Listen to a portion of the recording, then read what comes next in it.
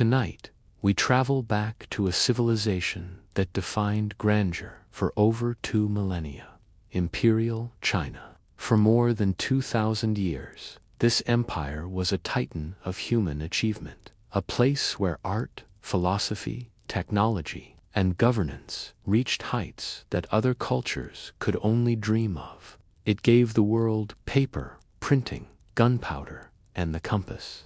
Inventions that would fundamentally reshape the course of human history. Its sprawling palaces were wonders of architecture, its bureaucracy a marvel of efficiency, and its art a testament to a deeply sophisticated culture. But behind the shimmering silk curtains and intricately carved jade, there lies a much darker truth. The splendor of the empire was built on a foundation of rigid control, immense suffering, and a social order that crushed the individual spirit with the weight of tradition. The life you imagine, of graceful scholars debating poetry under willow trees, or noble ladies strolling through serene gardens, was a fantasy reserved for a microscopic elite. For everyone else, life in Imperial China was a grueling, unforgiving, and often short-lived experience. So, before we delve deeper into this world of paradoxes, if you enjoy exploring the quieter, more detailed corners of history, please consider subscribing to Medieval Nocturnes. It helps support our journey into the past. Now, find a comfortable position, let the world outside fade away, and allow your mind to drift as we step into a world where your destiny was decided the moment you were born. Welcome to Imperial China, where your place in the world is not earned but assigned. The social structure was less of a ladder and more of a fortress, with towering walls between each class and virtually no gates. It was a meticulously organized system designed to ensure stability, enforce obedience, and keep everyone, from the highest official to the lowliest peasant, exactly where they belonged for their entire lives. Forget following your dreams. Your only job was to follow the rules laid out for your station. At the absolute pinnacle of this fortress sat the Emperor, the Son of Heaven. This title wasn't just a fancy honorific.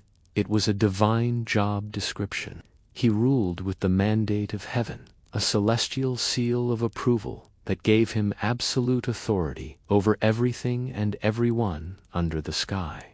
As long as the harvests were plentiful, the rivers didn't flood, and the people remained quiet, his divine right was secure. But if famine, disaster, or rebellion struck, it was a sign that heaven had withdrawn its favor. The mandate was lost, and the stage was set for a new dynasty to rise from the chaos. Just beneath the emperor were the scholar officials, the true engines of the imperial machine. These were the men who had dedicated their entire existence to mastering the labyrinthine complexities of Confucian philosophy, history, and literature. They earned their positions not through wealth or warfare, but by passing a series of grueling imperial examinations that made modern academic tests look like a casual quiz. These officials were respected, powerful, and often completely disconnected from the realities of the people they governed. Their world a cloistered existence of ink brushes, bamboo scrolls, and political maneuvering. Below them were the farmers. In the grand scheme of Confucian ideology, farmers were held in high regard. They were the salt of the earth, the bedrock of the empire, who toiled tirelessly to feed its millions. They were praised in poems and respected in philosophy. Unfortunately, this theoretical respect did not translate into an easy life. In reality, they were a class of people bound to the land, burdened by crushing taxes, and perpetually at the mercy of droughts, floods, and the whims of the local magistrate. Their lives were a cycle of back-breaking labor from sunrise to sunset, with little hope for anything more. Moving down the social fortress, we find the artisans. These were the skilled hands that brought Imperial China's legendary beauty to life. The potters spinning delicate porcelain vases, the weavers creating shimmering silk brocades, and the carpenters crafting intricate furniture.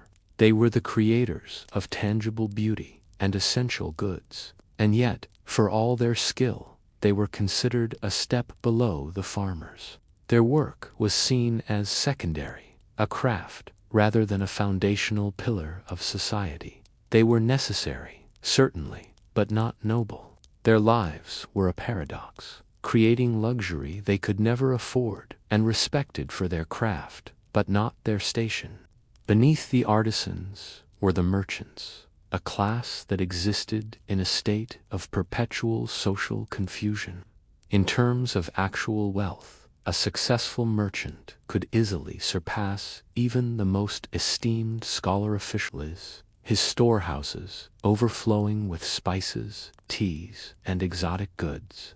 But in the eyes of Confucian society, merchants were little more than parasites. They didn't grow food or create goods. They simply moved things from one place to another for a profit, an act considered morally dubious. You could be draped in the finest silks and own half a city block, but you would still be viewed with suspicion and disdain, forever on the bottom rungs of the respectable social order. And then there was the societal basement. Here you'd find the soldiers, servants, butchers, actors, and other assorted outcasts. Soldiers, despite defending the empire, were seen as a tool of violence, a necessary but unfortunate profession. Servants had no autonomy, their lives entirely owned by their masters. Butchers and tanners worked with dead animals, making them ritually unclean.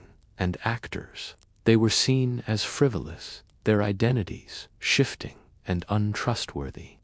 These groups were the functional but forgotten underclass, the people who did the dirty, dangerous, or disreputable work that kept the empire running, but were given no credit for it.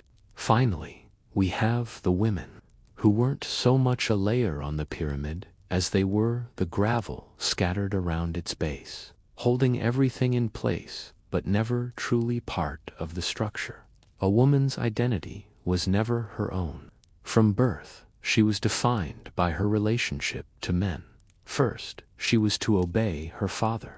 Upon marriage, she was handed over to obey her husband, and if her husband passed away, her duty was to obey her eldest son. Her purpose was singular, to be a dutiful daughter, a subservient wife, and a producer of male heirs who would continue the family line. Her own dreams, ambitions, or intellect were, at best, irrelevant. So, now that you know your place, let's begin your day. It starts not with the gentle glow of dawn, but with the violent scream of a rooster, followed swiftly by the clang of the village bell. This isn't an alarm you can snooze, it's a command. The world is awake, and you are required to join it immediately.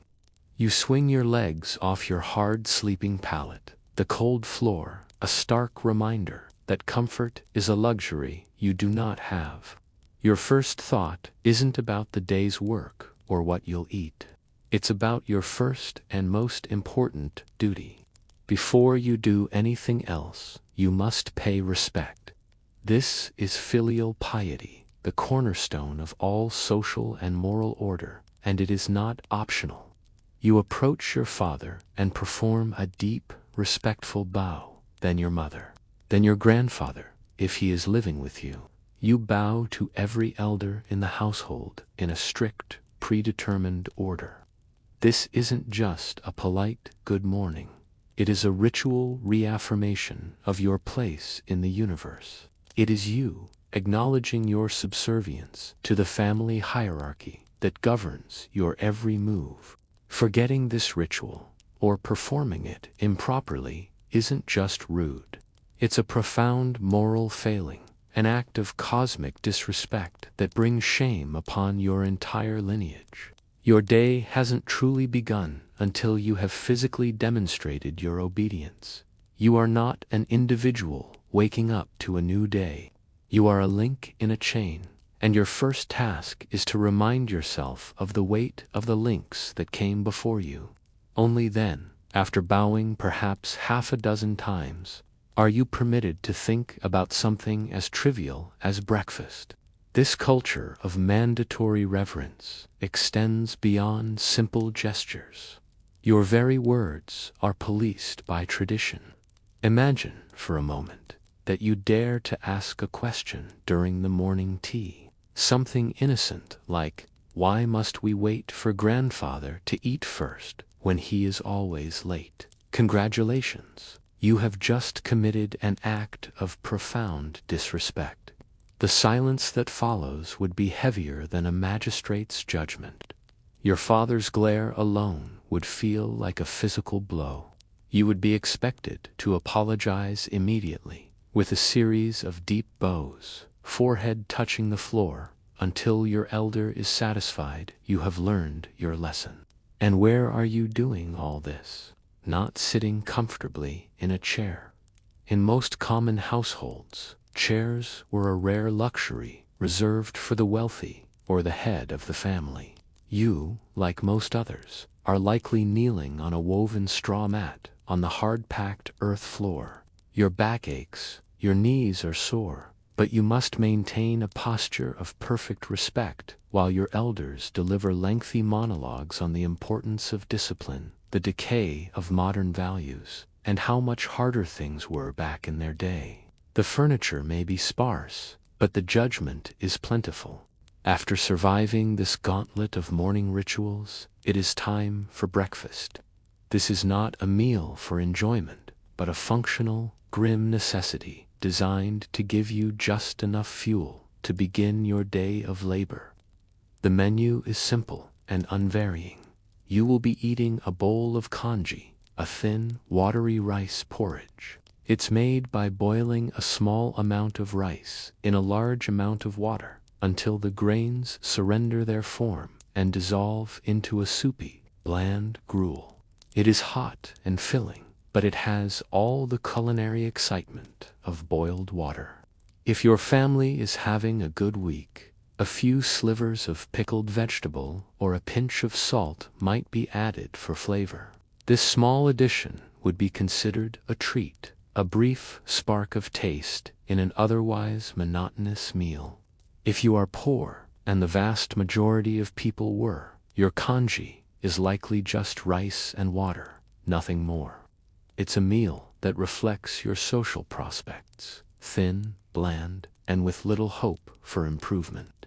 You eat it silently, gratefully, and quickly. Don't even think about asking for meat. Pork, chicken, or fish were precious commodities reserved for religious festivals, weddings, or perhaps a visit from an important relative.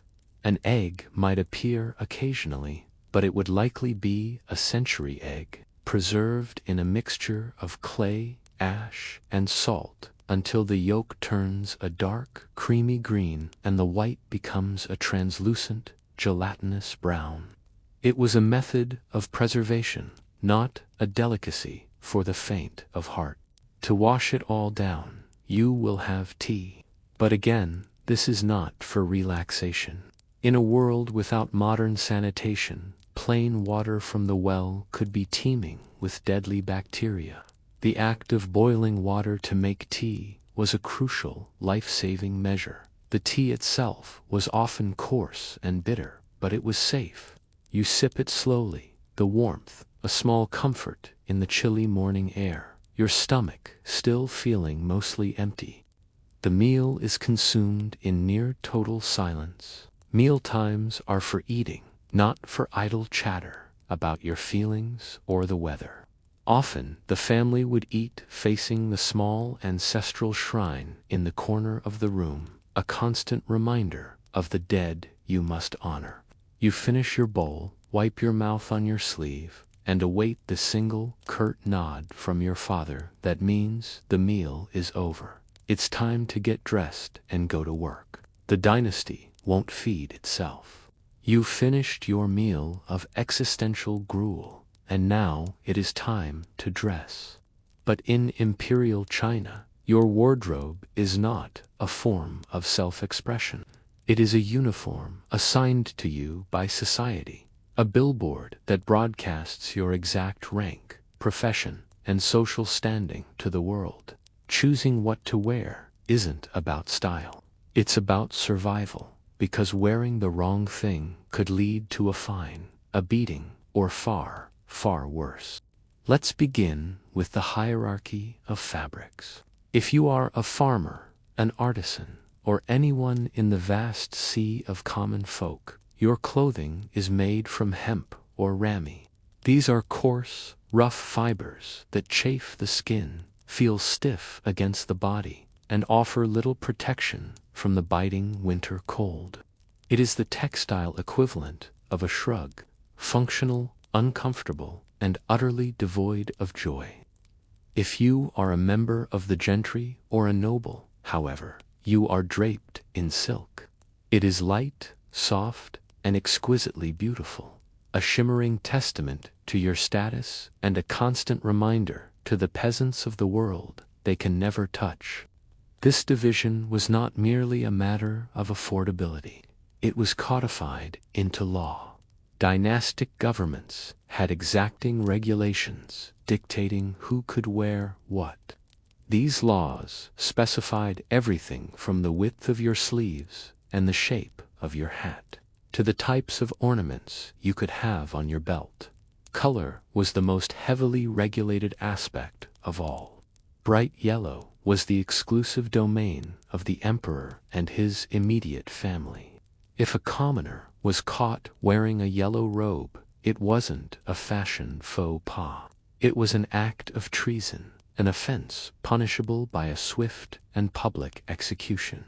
Your footwear tells a similar story. The common person wears simple cloth shoes, or, more often, sandals woven from straw. They are practical for the fields, but fall apart quickly.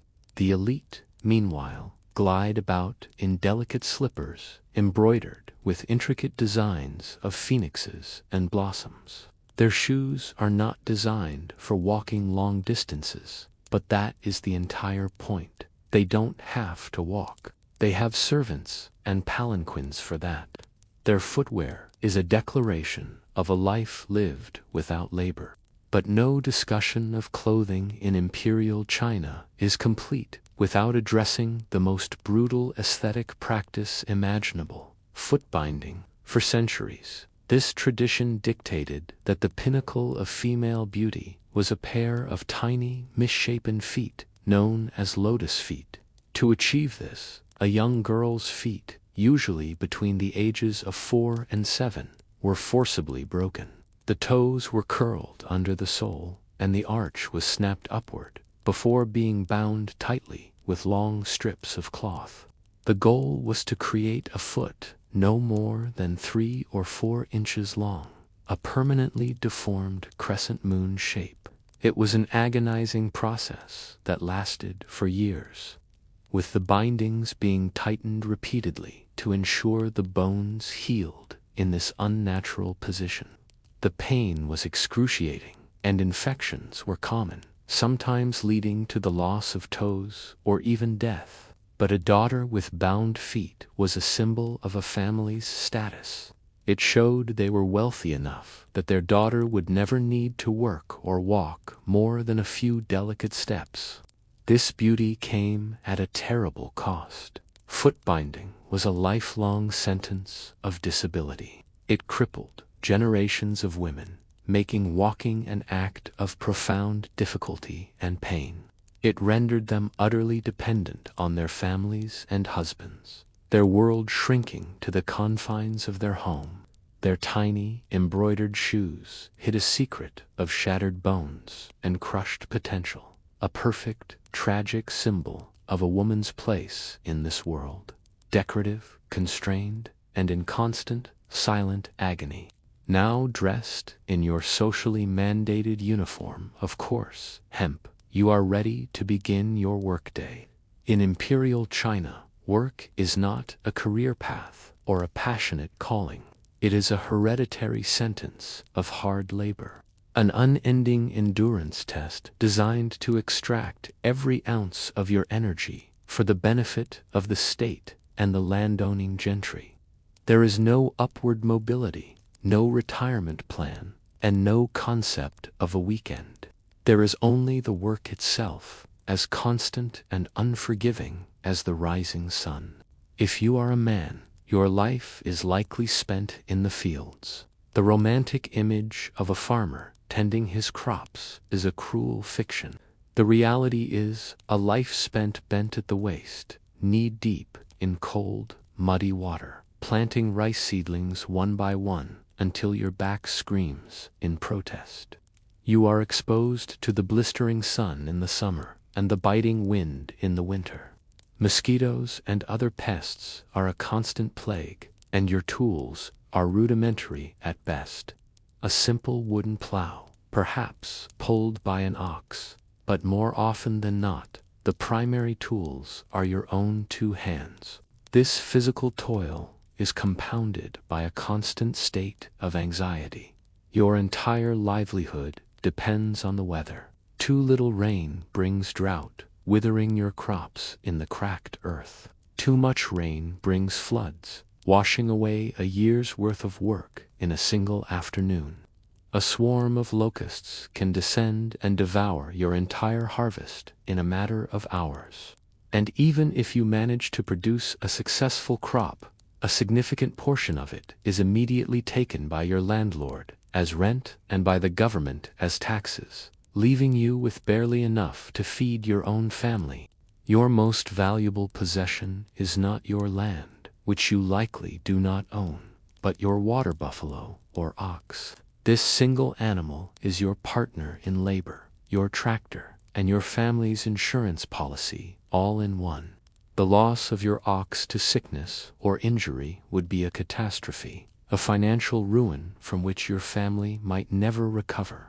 You often treat this animal with more care and tenderness than you can afford to show to yourself. If you are a woman, your workload is even more demanding. You are expected to work alongside the men in the fields during the busy planting and harvesting seasons. But your day does not end there. After a full day of agricultural labor, you return home to your second shift, preparing the meager evening meal, cleaning the small hut, fetching water, spinning thread, weaving cloth to make or repair the family's clothes, and raising the children. Rest is a concept that does not apply to you. Even the artisans and merchants who escape the mud of the fields do not escape the grind. The artisan spends 12 hours a day in a cramped workshop, hunched over a potter's wheel or a loom, creating beautiful objects for a sliver of profit. The merchant, while financially successful, must navigate a world of social scorn and endless bureaucracy, his wealth a constant source of both comfort and suspicion. And then there is the labor. Several times a year, the government can demand your service for public works projects. You will be conscripted without pay to build a road, dig a canal, or construct a section of a great wall. Refusing is not an option. To do so is to be branded a criminal and face severe punishment. Your life, your body, and your time are not your own. They belong to the emperor, and he can call upon them whenever he pleases. Work does not set you free. It simply wears you down until you are too tired to even dream of freedom. Perhaps you think you can escape the fields. For a select few men born with a sliver of luck and a family willing to sacrifice everything, there was one and only one path to a better life: the imperial examination system. This was Imperial China's grand promise of meritocracy. A national contest that offered the chance to trade a lifetime of muddy toil for a scholar's silk robe and a seat at the table of power. In reality, it was less of a gateway and more of a psychological meat grinder, a system designed to crush the spirits of 1,000 men for every one it elevated. The stakes were absolute. If you succeeded, you would become a scholar official, a member of the most respected class in the empire. You would be granted a government post, a steady salary, and a level of prestige that would elevate your entire family for generations. If you failed, you returned home in disgrace, a living monument to your family's failed investment, forever relegated to the peasant life you had tried so desperately to escape. There was no middle ground. No second-place trophy. It was glory or shame. And what did this life-altering exam test? Not your knowledge of engineering, agriculture, or economics. It tested your ability to memorize, verbatim, the entire canon of Confucian classics. You were expected to have thousands of pages of ancient philosophy committed to memory, ready to be recalled and reassembled into perfectly structured essays on abstract moral questions. Your arguments had to be flawless, your allusions obscure, and most importantly, your calligraphy had to be immaculate. A single misplaced brushstroke could mean the difference between a government career and a return to the rice paddy. The preparation for this ordeal began in early childhood. From the age of 5 or 6, a promising boy would be locked away with tutors, his life becoming an endless cycle of recitation and practice. Play was forbidden, friendships were a distraction, and his only goal was to transform his mind into a flawless archive of ancient texts. Families would pour every spare coin into this endeavor, sometimes going into debt for generations, all for the slim chance that their son would be the one to pass and lift them out of poverty. The examination itself was an exercise in ritualized suffering. Candidates were sealed into tiny, barren stone cubicles for 3 days and 2 nights, with only a plank to serve as a desk and a bed. They brought their own food, water, ink, and a bucket for waste. The psychological pressure was immense. The silence was broken only by the scratching of brushes and the occasional sob of a broken man. Stories abound of candidates who went mad in their cells, who collapsed from exhaustion, or who even died during the exam. Their bodies discovered only after the gates were unsealed. Even passing one exam was just the beginning. The system was tiered with successive examinations at the district, provincial, and finally, the capital level. Each stage was exponentially more difficult, filtering out thousands of candidates. It was not uncommon for men to spend their entire lives taking these exams, returning year after year, their hair turning gray as they chased a dream that grew more distant with each failure. Some men were still taking the entry-level exams in their 60s and 70s. The weight of failure was crushing. It wasn't just a personal disappointment. It was a public humiliation. You had failed your ancestors, your family, and your entire village, all of whom had placed their hopes upon your shoulders. The dream of a better life would die with your failed essay. And the only thing left was the quiet, back-breaking reality you had been trying to outrun your entire life. This was the Empire's greatest promise, a chance to succeed that was, for almost everyone, simply a more elaborate way to fail.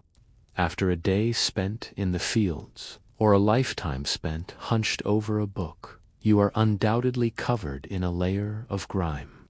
But in Imperial China, getting clean isn't a simple matter of taking a shower. Personal hygiene, as we know it, did not exist.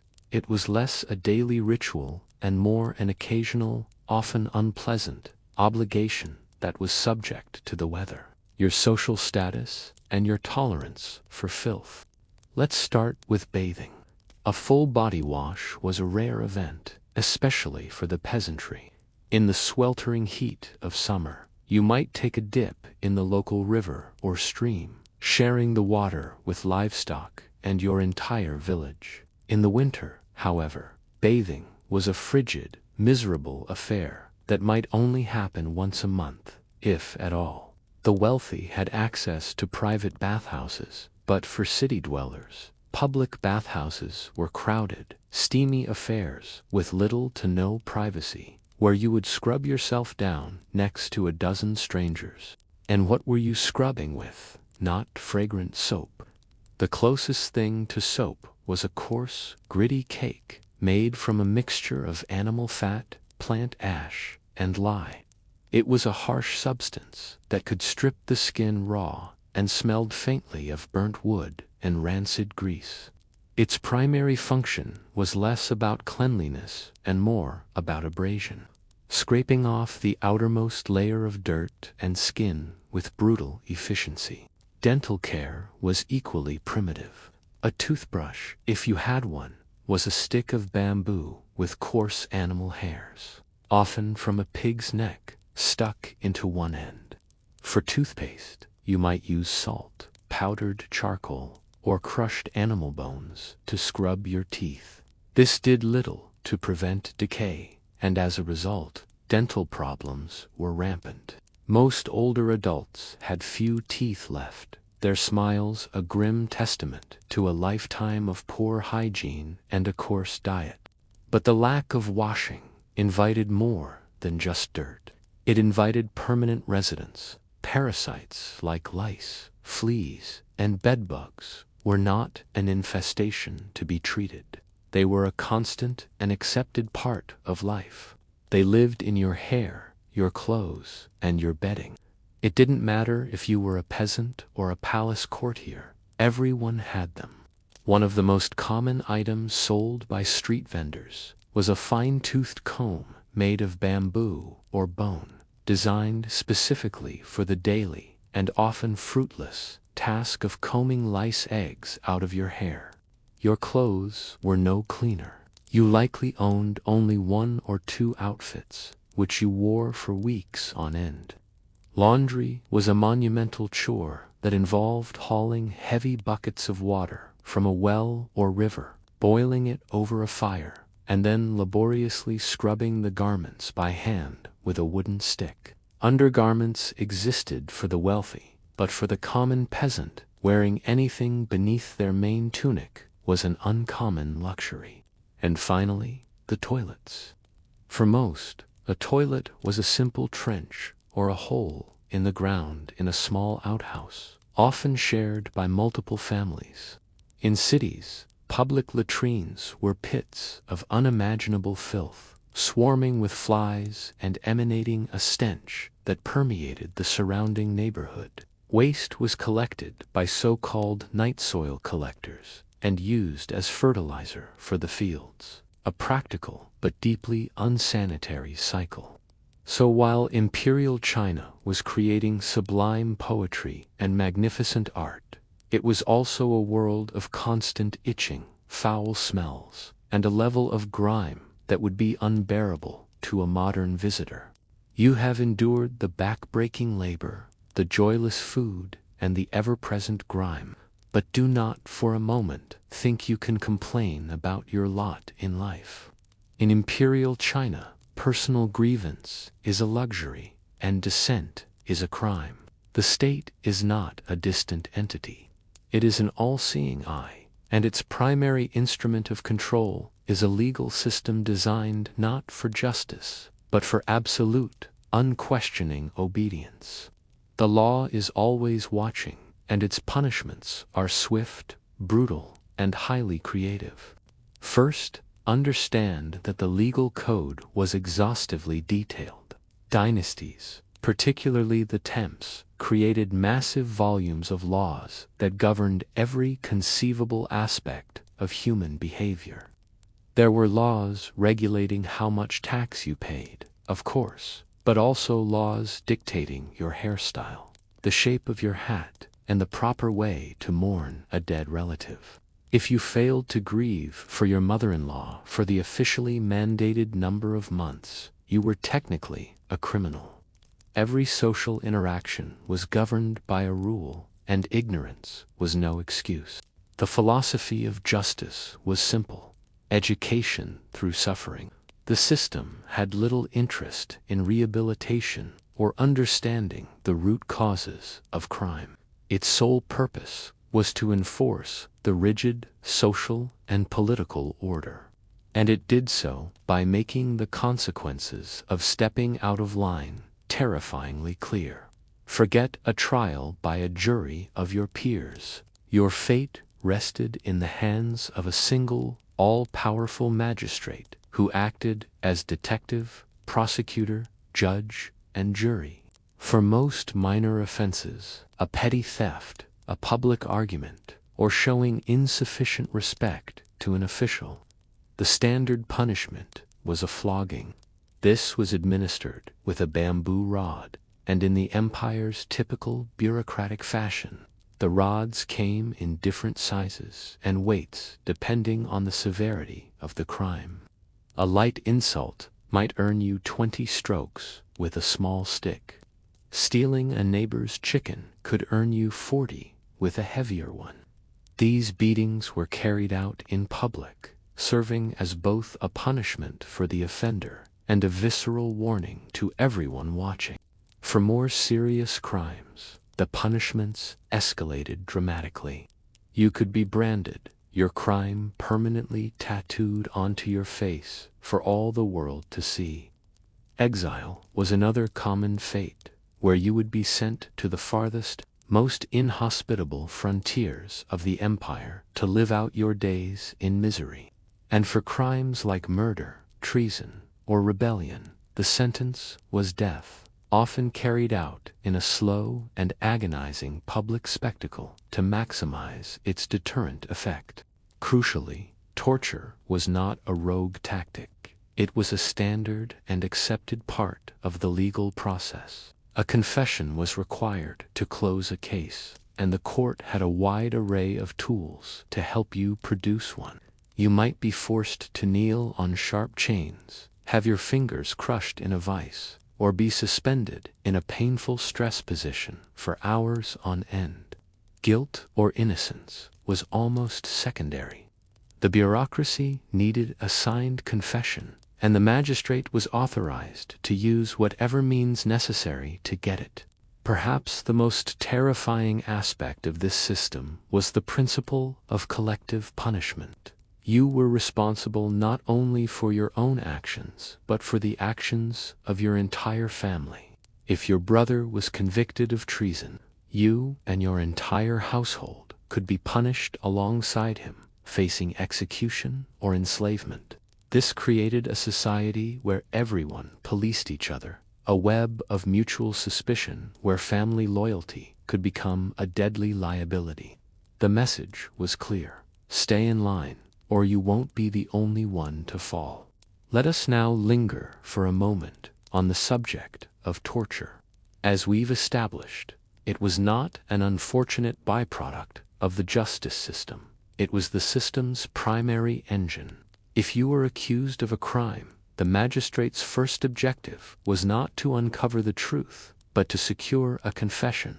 Your guilt was often assumed from the moment of accusation, and what followed was a grim, methodical process designed to produce the paperwork needed to close your case, regardless of the facts. The session would likely begin with the familiar bamboo rod. This was not the quick flogging of a public punishment, but a slow, deliberate beating on the back, buttocks, or thighs, designed to break your spirit as much as your skin. Each stroke would be counted aloud with bureaucratic precision, a chilling rhythm marking the erosion of your will. The goal was to see if you would confess quickly before the magistrate had to inconvenience himself with more specialized tools. If you stubbornly maintained your innocence, the process would escalate. A favorite of magistrates was forcing the accused to kneel for hours on jagged chains or boards embedded with sharp stones. The searing pain would radiate up your legs, making every second an agony. This was a test of endurance, a simple calculation of whether your will to resist was stronger than your body's capacity to endure pain. For most, it was not. Still silent. Then perhaps the magistrate would call for the ankle press or the finger crusher.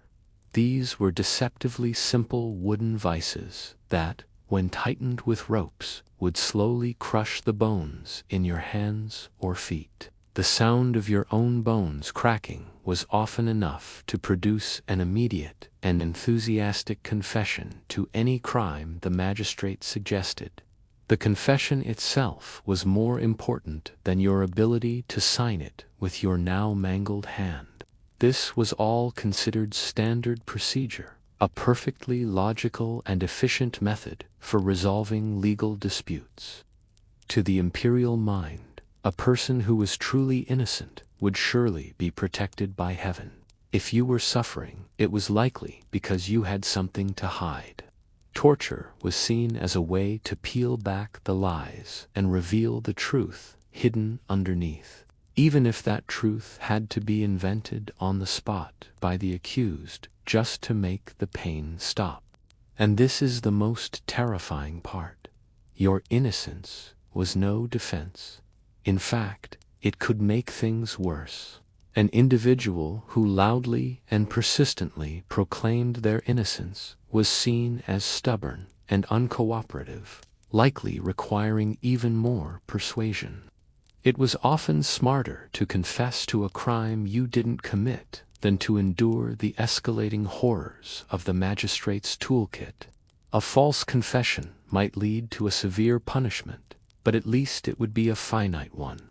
Continued resistance could lead to permanent mutilation or death. So, the next time you find yourself frustrated by modern bureaucracy, take a moment to be grateful. The process might be slow and impersonal, but at least it does not involve having your limbs systematically broken until you admit to stealing a chicken in the year 1352. In Imperial China, justice wasn't just blind, it was deaf to your pleas and exceptionally good with its hands. Surviving the law in Imperial China wasn't just about avoiding crime, it was about avoiding suspicion.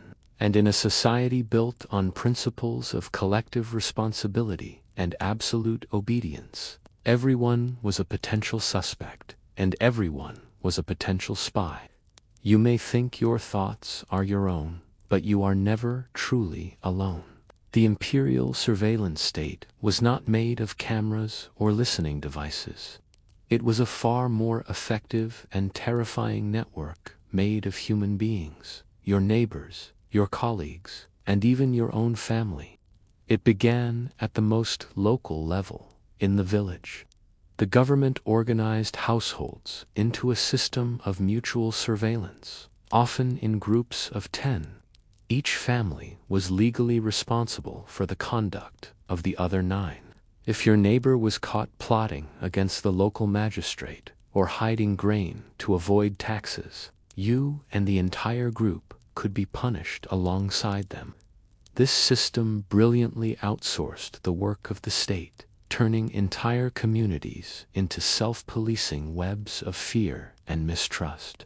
Your friendly neighborhood gossip wasn't just sharing rumors. She was a vital, informal cog in the state's security machine. What qualified as suspicious behavior? Almost anything. Speaking too critically about the harvest could be interpreted as discontent with the emperor's rule.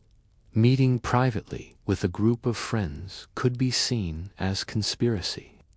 Even being too quiet and keeping to yourself could raise alarms.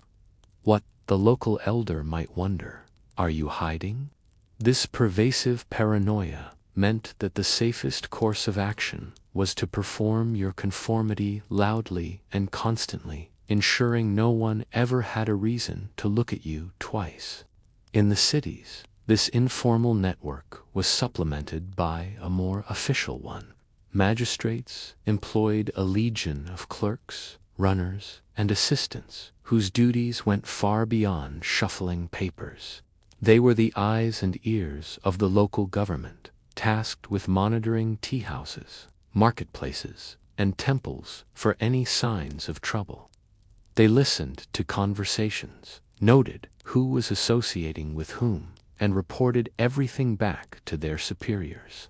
At the very top of the intelligence food chain were the palace eunuchs, these castrated courtiers who served in the emperor's inner sanctum, often wielded immense and terrifying power, with direct access to the Son of Heaven. The most influential eunuchs controlled their own clandestine networks of spies and secret police. They could make or break the career of the most powerful minister with a single whispered accusation. To be an enemy of a high-ranking eunuch was to live in a state of constant, gut-wrenching fear, knowing that your every word was likely being recorded and twisted for the emperor's ear. Even artistic expression was a minefield. A poet who wrote a somber verse about a wilting flower could be arrested and executed. His poem interpreted as a subtle critique of the declining dynasty. A painter whose landscapes were deemed too chaotic or gloomy could be accused of harboring a disorderly mind. Creativity was only safe as long as it was praising the established order. Any hint of subversion, real or imagined, was a death sentence. The result of all this was a profound culture of silence. You learned from a very young age to keep your thoughts to yourself. You never criticized an official, never questioned a decision, and never trusted anyone completely. If a stranger asked for your opinion on the government, you would feign a cough and walk away. Because in Imperial China, the walls truly did have ears. And so did the person standing next to you, and the price of a careless word was often your life. In a world of constant surveillance and rigid social control, you might hope to find solace in the personal bonds of family. But in Imperial China, the most intimate of all relationships, marriage, was not a sanctuary for love or companionship. It was a cold, practical, and often brutal business transaction. An alliance between two families where the happiness of the individuals involved was the very last consideration. Love was a concept for poets and playwrights. For ordinary people, marriage was about duty, lineage, and economics. First and foremost, your marriage was never your choice. Marriages were arranged by parents, often when the prospective bride and groom were still children. The decision was guided by a professional matchmaker, whose job was to find a suitable pairing based on a strict set of criteria. She would compare the family's social standing, financial assets, and, most importantly, the horoscopes of the potential couple. A mismatch in birth charts was considered a far greater obstacle than a complete lack of personality compatibility. The bride and groom would typically never even meet until their wedding day. For a woman, marriage was a form of exile. On her wedding day, she would leave the home she had always known and essentially be absorbed into her husband's family, a stranger in a new and often hostile environment. Her primary duty was no longer to her own parents, but to her husband's.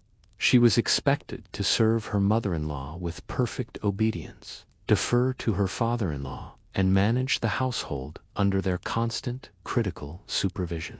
Her old life was over. She was now a piece of property belonging to another lineage. This transfer was accompanied by a dowry, a collection of money, furniture, clothing, and other goods that the bride's family provided to the grooms. While it was a significant financial burden on her family, a substantial dowry was crucial for the bride's future well-being. It was often the only property she could personally claim, and could afford her a degree of respect and security in her new home. A small dowry marked her as a burden, while a large one signaled her value. Once married, a wife's purpose was brutally simple and singular: produce a male heir. Her entire worth was measured by her ability to continue her husband's family line.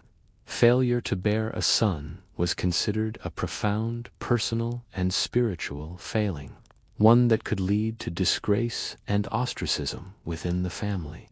Beyond her reproductive duties, she was expected to be the embodiment of Confucian virtue: modest, silent, industrious, and invisible. For men, the rules were entirely different.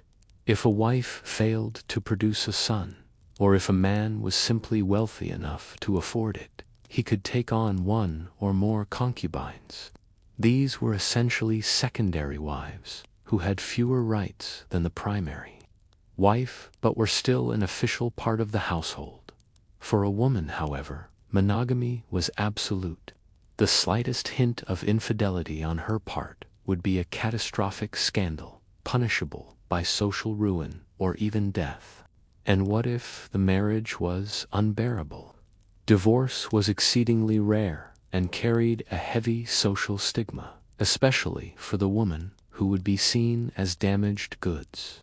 A man could legally divorce his wife based on one of the 7 outs, a list of acceptable reasons, which included not only serious offenses like adultery, but also jealousy, excessive gossip, or contracting a vile disease. A woman, however, had virtually no legal means to escape an unhappy or abusive marriage. The contract was for life, and it was a contract she had never been allowed to read. After hearing of the endless labor, the suffocating laws, and the oppressive social hierarchy, a modern mind might ask a simple question: why didn't people just rebel? Surely a life of such misery would inspire a desperate fight for freedom. It's a romantic thought. The idea of downtrodden peasants rising up with farming tools in hand to overthrow their cruel masters. But in Imperial China, this was a fantasy, and attempting to make it a reality didn't make you a revolutionary hero. It made you and everyone you ever cared about a cautionary tale. Let's play out the scenario. You and a few dozen fellow farmers, pushed to the brink by a corrupt magistrate who has just taxed your grain into oblivion, decide you've had enough. You storm his local office, burn the tax records, and declare a new era of justice for the common person. For a day, maybe 2, you feel the intoxicating rush of defiance. Then, on the 3rd day, the Imperial Army arrives. They are professional soldiers, disciplined, well armed with crossbows and steel, and they do not share your sense of revolutionary fervor. The fight is over before it begins. The imperial response was so brutal because rebellion was seen as more than just a political crime. According to the doctrine of the mandate of heaven, the emperor was the divine link between the celestial and earthly realms. A stable and orderly empire was a reflection of cosmic harmony. A rebellion, therefore, was not just an act against the state. It was an act against the universe itself. You weren't just a criminal. You were a tear in the fabric of reality, and the state's duty was to mend that tear with overwhelming and unforgettable violence. The punishment for leading a rebellion was designed to be the stuff of nightmares. You wouldn't simply be executed. You would be made into a public spectacle of suffering. Public beheading was one of the quicker options. More likely, you would face death by 1,000 cuts, a slow and methodical dismemberment, or being pulled apart by horses. These gruesome displays were not about justice. They were about terror, a calculated message to anyone else who might be entertaining similar ideas. And the punishment did not end with you. The principle of collective punishment was applied most ferociously in cases of treason. Your immediate family, parents, spouse, children, would almost certainly be executed alongside you. Your more distant relatives could be enslaved or exiled. In some cases, the government would apply the principle of exterminating the 9 relations, wiping out your entire extended clan. The logic was as simple as it was monstrous. To kill a weed, you must pull it out by the roots. Despite these horrific consequences, large-scale rebellions did occasionally erupt. Born from the depths of famine and desperation, uprisings like the Yellow Turban Rebellion or the Taiping Rebellion involved millions of people and shook dynasties to their core. But these were apocalyptic events that resulted in unfathomable death and destruction, and they were almost always crushed with unimaginable brutality, leaving the countryside decimated and the social order in ruins. Even speaking of rebellion was a capital offense. A careless word in a tea house, a hastily written poem complaining about injustice, or a rumor of dissent passed between friends could be reported to the local magistrate.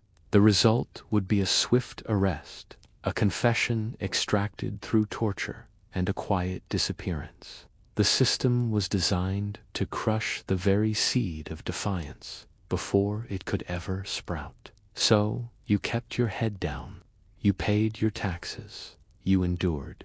Because in Imperial China, the only thing more certain than suffering was the fatal cost of trying to end it. So, open rebellion is a swift path to a gruesome death. The life of a farmer is one of unending, backbreaking toil. Perhaps you think the only sensible path is the one we discussed earlier. Study relentlessly, pass the imperial exams, and secure a comfortable position as a government official. You imagine a life of sipping fine tea, composing poetry, and engaging in sophisticated debate, all while draped in luxurious silk. It's a lovely dream, but it is a dream. Welcome to court life in Imperial China, where the tea can be poisoned, the poetry can be treasonous, and the most sophisticated debate is how to politically assassinate a rival without getting your own hands dirty. The heart of the empire was the Forbidden City, a sprawling labyrinth of magnificent halls, serene gardens, and polished marble floors. But its beauty was a facade, a gilded cage for the thousands of officials, eunuchs, and concubines locked in a perpetual, silent war for power and influence. Everyone smiled, everyone bowed, and everyone was plotting the downfall of the person standing next to them. The only thing sharper than the wit of the scholars was the glint of the daggers hidden in their sleeves. As a newly appointed official, you would quickly learn that your life is a tightrope walk over a pit of vipers. Every move you make is watched and judged by your peers and superiors. Did you use the wrong character in your report to the throne? That could be interpreted as incompetence, or worse, a subtle insult. Did you hesitate for a fraction of a second too long before kneeling to a superior? You've just shown a rebellious spirit. Every word, every glance, every alliance is a potential weapon that can be used against you by rivals seeking to climb one rung higher on the ladder of power. Navigating this treacherous landscape meant mastering the art of dealing with the palace eunuchs. These men, who had sacrificed their manhood to serve the emperor, were the true gatekeepers of the court. Their proximity to the throne gave them unparalleled influence. They controlled access to the emperor, managed his daily affairs, and often led the secret police. Offending a powerful eunuch was a career-ending and often life-ending mistake. With a single whispered word, he could have your promotion blocked, have you exiled to a remote frontier, or have your name added to a list of officials who simply disappeared. The emperor's inner sanctum, the imperial harem, was another vicious battlefield. This was not a world of pampered beauties living in idle luxury. It was a hotbed of jealousy, sabotage, and conspiracy. The emperor's hundreds of concubines were locked in a constant, desperate struggle for his favor. Gaining the emperor's attention, even for a single night, could elevate a woman's status and that of her family.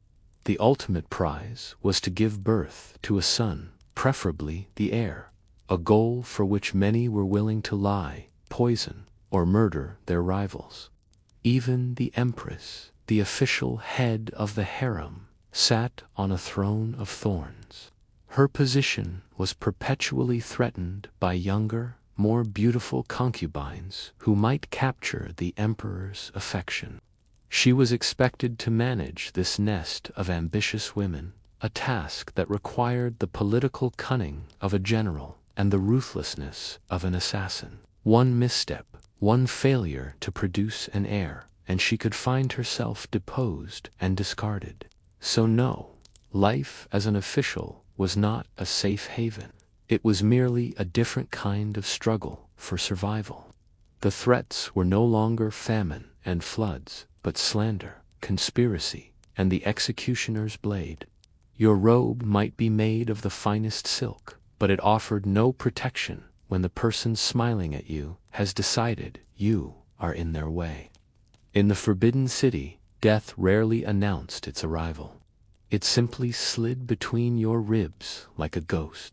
We have walked through the rice paddies, knelt in the ancestral halls, trembled before the magistrate, and navigated the venomous whispers of the court. After all this, one fundamental truth of Imperial China becomes painfully clear. In the grand, grinding machinery of the empire, you, as an individual, do not matter. Your hopes, your dreams, your unique talents, and your secret sorrows are utterly irrelevant. You are not a person, you are a resource. From the moment you are born, your existence is recorded by the state, not as a celebration of a new life, but as the creation of a new taxable unit. You are a name on a census ledger, a future producer of grain, a potential body for the army, and another mouth that the state must manage. The emperor, on his dragon throne, does not see you. He sees a statistic, one of hundreds of millions of identical grains of rice in a vast silo. Your purpose is to contribute to the whole, and if you are lost or crushed along the way, it is of no consequence. There are always more grains. The state did not care if you were happy. It did not care if you felt fulfilled. It cared that you were obedient.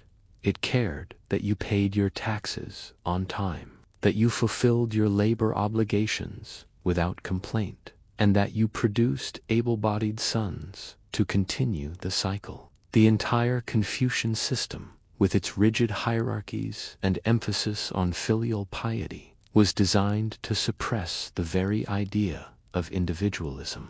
Your life's purpose was not to discover yourself, but to flawlessly perform the role you were assigned at birth. The modern idea of following your passion would have been seen as a form of dangerous madness. You did not follow your passion, you followed your father's trade. You did not choose your own path. You walked the path that had been laid out for you by generations of tradition. To want something different, to desire to stand out or be unique, was to threaten the sacred harmony of the social order. It was a kind of heresy, a dangerous crack in the foundation of a society built on conformity. Even your emotions were expected to fall in line. Grief for a parent was not only allowed, but mandatory and performative. Joy at a wedding was expected, but ambition from a peasant, unseemly. Frustration from a wife, a sign of a poor disposition. Your inner world was meant to be a perfect reflection of your outer station. The system demanded not just your labor, but your complete psychological submission. And ultimately, even your own body was not your own. When the state needed a new canal dug, a new palace built, or a new section of the Great Wall raised, you would be conscripted. You would leave your family and your fields to perform grueling, often deadly, labor for months or even years. If you died from exhaustion or an accident far from home, your death would be noted as a minor logistical inconvenience. The project would continue, built on the bones of countless anonymous men just like you. So, this is the final, chilling truth. In Imperial China, you mattered only as a component of a larger whole. Your value was measured in the grain you produced, the taxes you paid, and the obedience you displayed. You were born to be counted, raised to be worked, and expected to die without causing any trouble. The individual was a myth. Only the dynasty was real. And so, we arrive at the end of our day and the end of our journey through Imperial China. If there is one thing to take away from this exploration, it is that this civilization was a grand and terrible paradox. It was, without question, one of the most brilliant and innovative societies in human history. Its scholars mapped the stars, its engineers tamed rivers, and its thinkers developed philosophies that would shape a continent for millennia. The Great Wall stood as a testament to its sheer will, and its art achieved a level of grace and beauty that has rarely been matched. But this magnificence was not free. It was purchased with the sweat, the blood, and the utter subjugation of countless millions. For every minister who wrote an exquisite poem about the beauty of a sunset, there were 10,000 farmers who never saw that sunset because they were still hunched over in the fields. For every splendid palace constructed for the emperor, there were hundreds of laborers who died during its construction, their bodies buried anonymously in its foundations. The empire's brilliance was a distant star, visible but untouchable for the vast majority who lived and died in the darkness below. The true genius of the system was that most people accepted their fate, not because they enjoyed their suffering, but because they were taught from birth that this was the natural, cosmic order of the universe. They were told that the emperor was chosen by heaven, that obedience to one's elders was the highest virtue, and that their suffering in this life was less important than the honor of their ancestors and the stability of the dynasty. It was a system of control so complete that it colonized not just their bodies, but their very minds. Today, when we look back, we see the echoes of its glory. We marvel at the intricate jade carvings, the delicate porcelain bowls, and the serene landscape paintings displayed in museums around the world. But we often fail to see the invisible cost. We don't see the young girl weeping in silence as her feet are broken and bound. We don't see the scholar who, after failing the exam for the final time, simply walks into the wilderness, never to be seen again. We don't see the peasant family starving quietly through a long winter after their grain was seized for taxes. So no, you would not have lasted a day in Imperial China, not because you are weak, but because you are a product of a world that values the individual. A concept that this society was designed to methodically extinguish. That world was not built for you. It was not built for happiness, freedom, or self-discovery. It was built for endurance, for conformity, and for the absolute, unending continuity of the dynasty. Through it all, the people endured. They loved, they grieved, they worked, and they died. Their lives a quiet, constant hum beneath the grand, sweeping narrative of emperors and dynasties.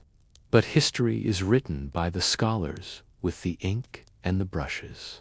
The stories of the silent millions were written only in the dust and have long since blown away.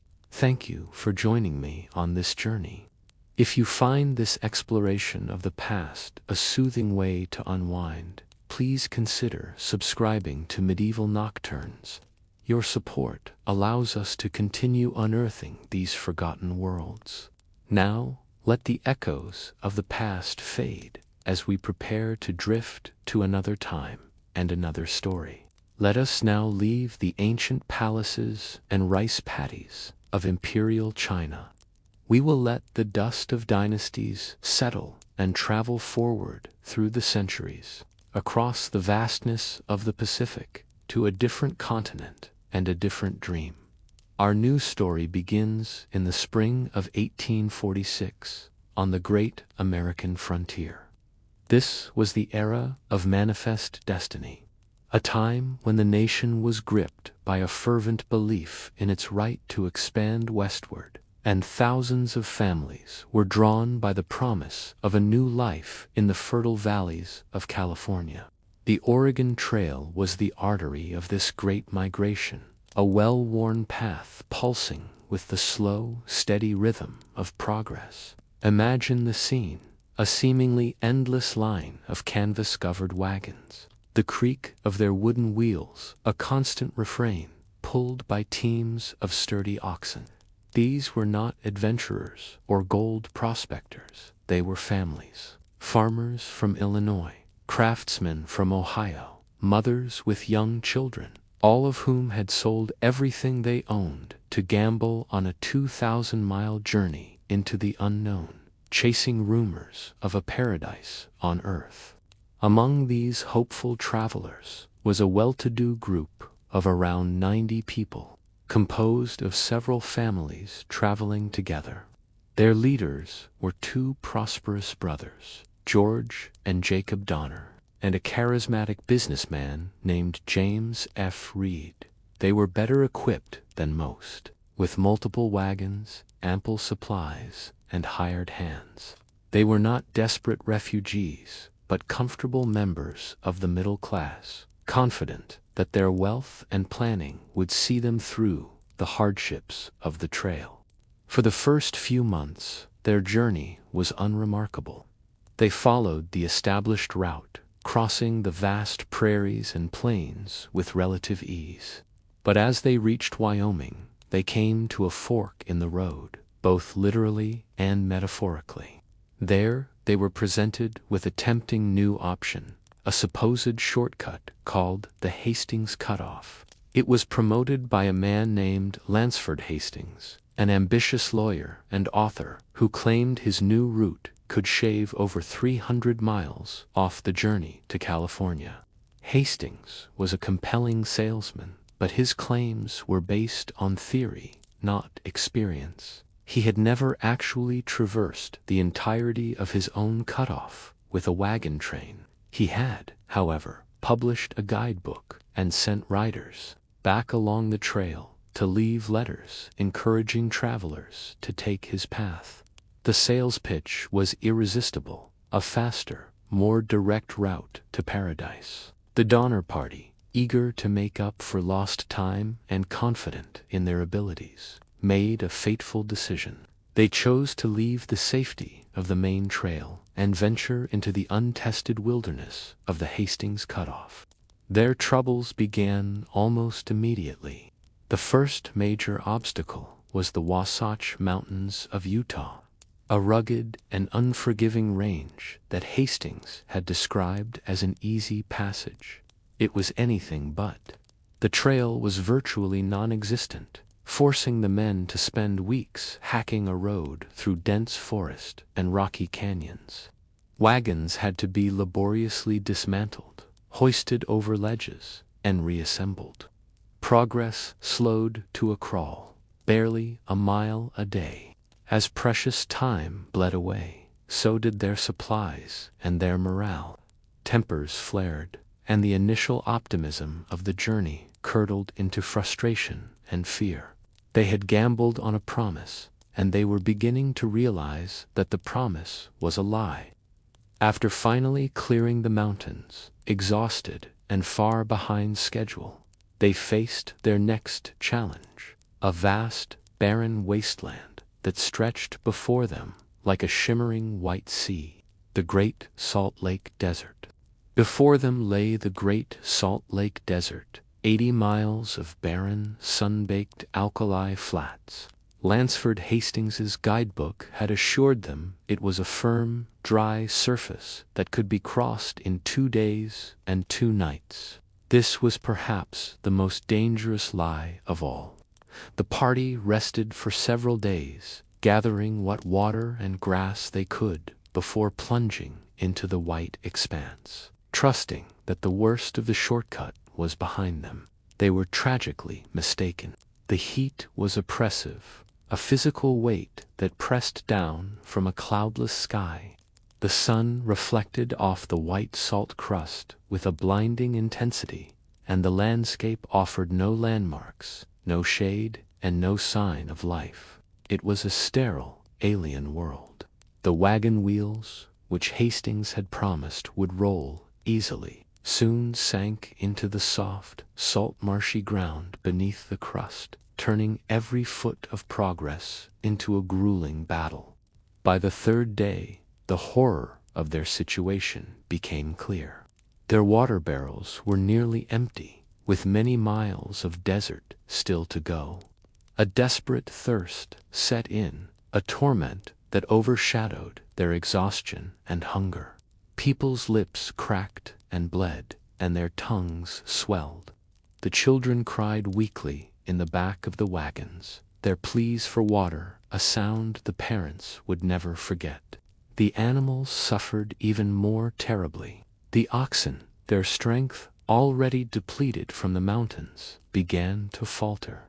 Crazed by thirst, some broke free from their yokes and bolted into the shimmering distance, chasing mirages of water until they collapsed and died.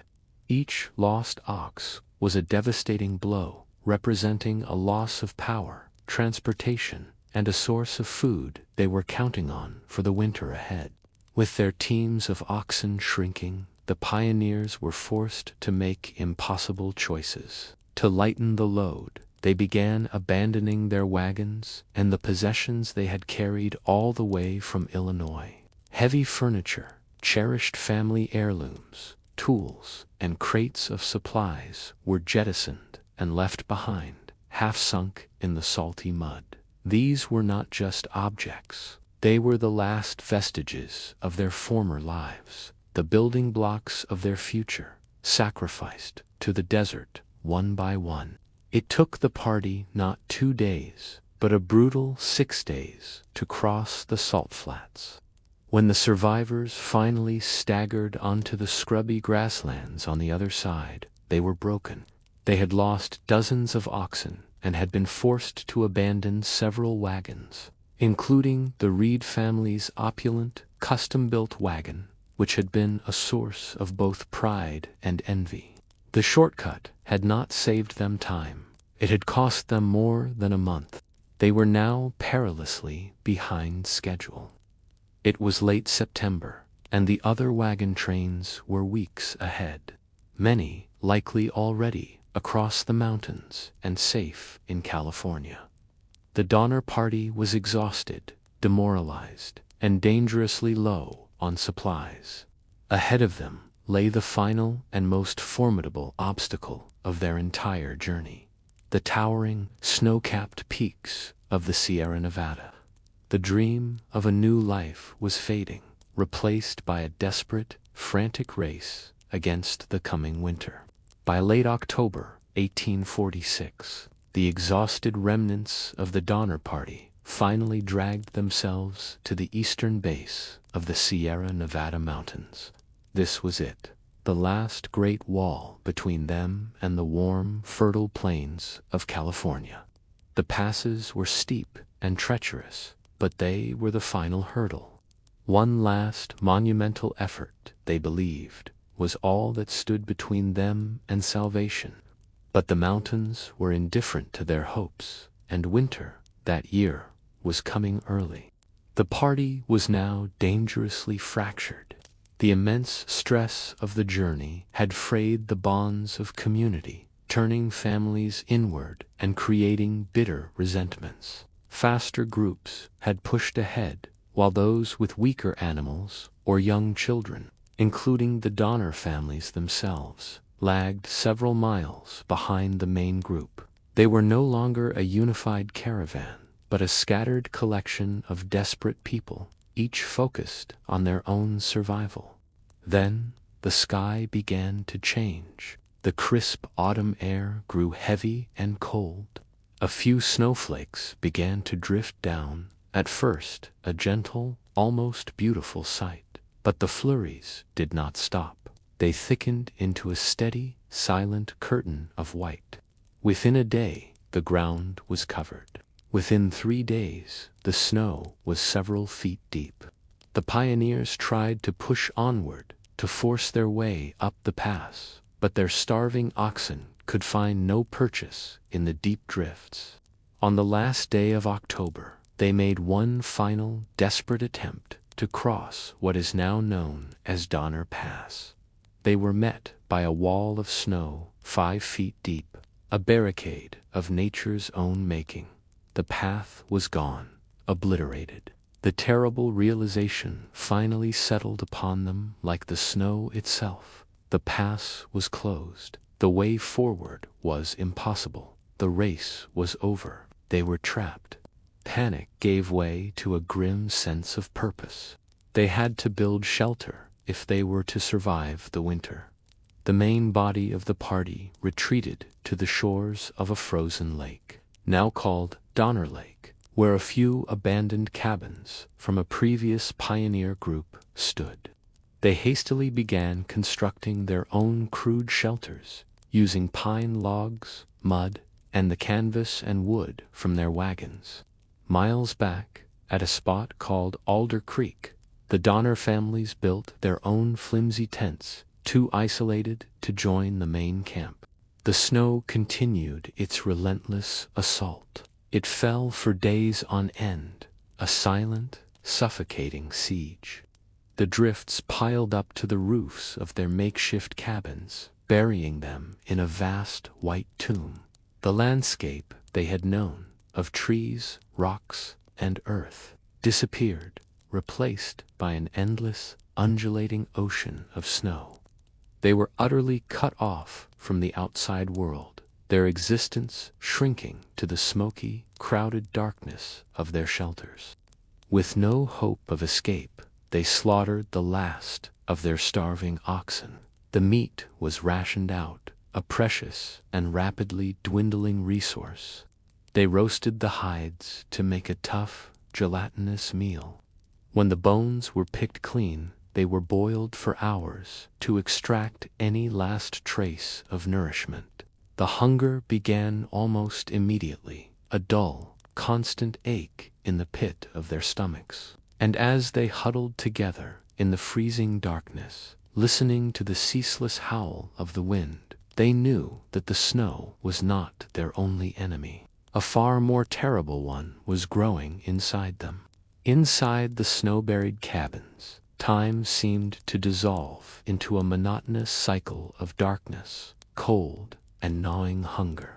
The air was thick with the smoke of poorly drawing fires, and the only sounds were the moans of the sick and the weak, incessant crying of starving children. Hope, once the fuel of their entire journey, was now the scarcest commodity of all. Day after day, they stared out at the silent, white world, a prison of serene and deadly beauty, and waited for a rescue that would not come. Death soon became a familiar visitor in the camps. The first to perish were the very young and the old, their bodies too frail to withstand the relentless combination of malnutrition and freezing temperatures. Each morning brought the grim discovery of another family member who had passed away in the night, their body quickly stiffening in the frigid air. The survivors were too weak to dig proper graves in the frozen ground, and so the dead were wrapped in blankets and simply buried in the deep snowbanks outside the cabins. By mid-December, it became terrifyingly clear that if they simply waited, they would all die. Out of this shared desperation, a daring and seemingly suicidal plan was formed. A small group, consisting of the strongest remaining men and women, would attempt to walk out of the mountains on snowshoes to find help in California.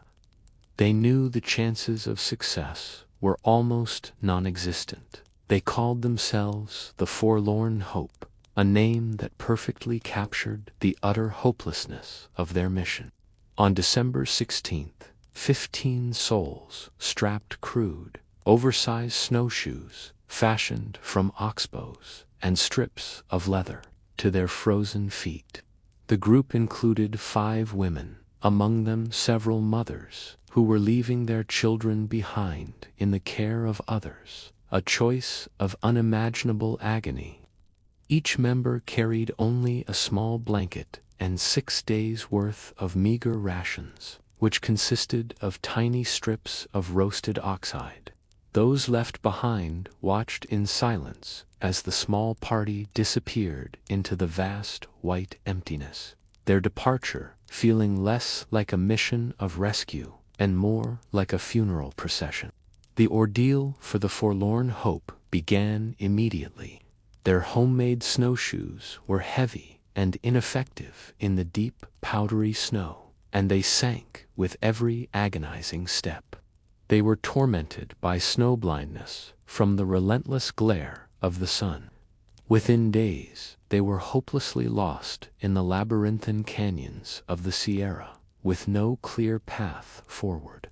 The tiny rations they carried were gone in less than a week, and the gnawing hunger returned, now magnified by their extreme physical exertion.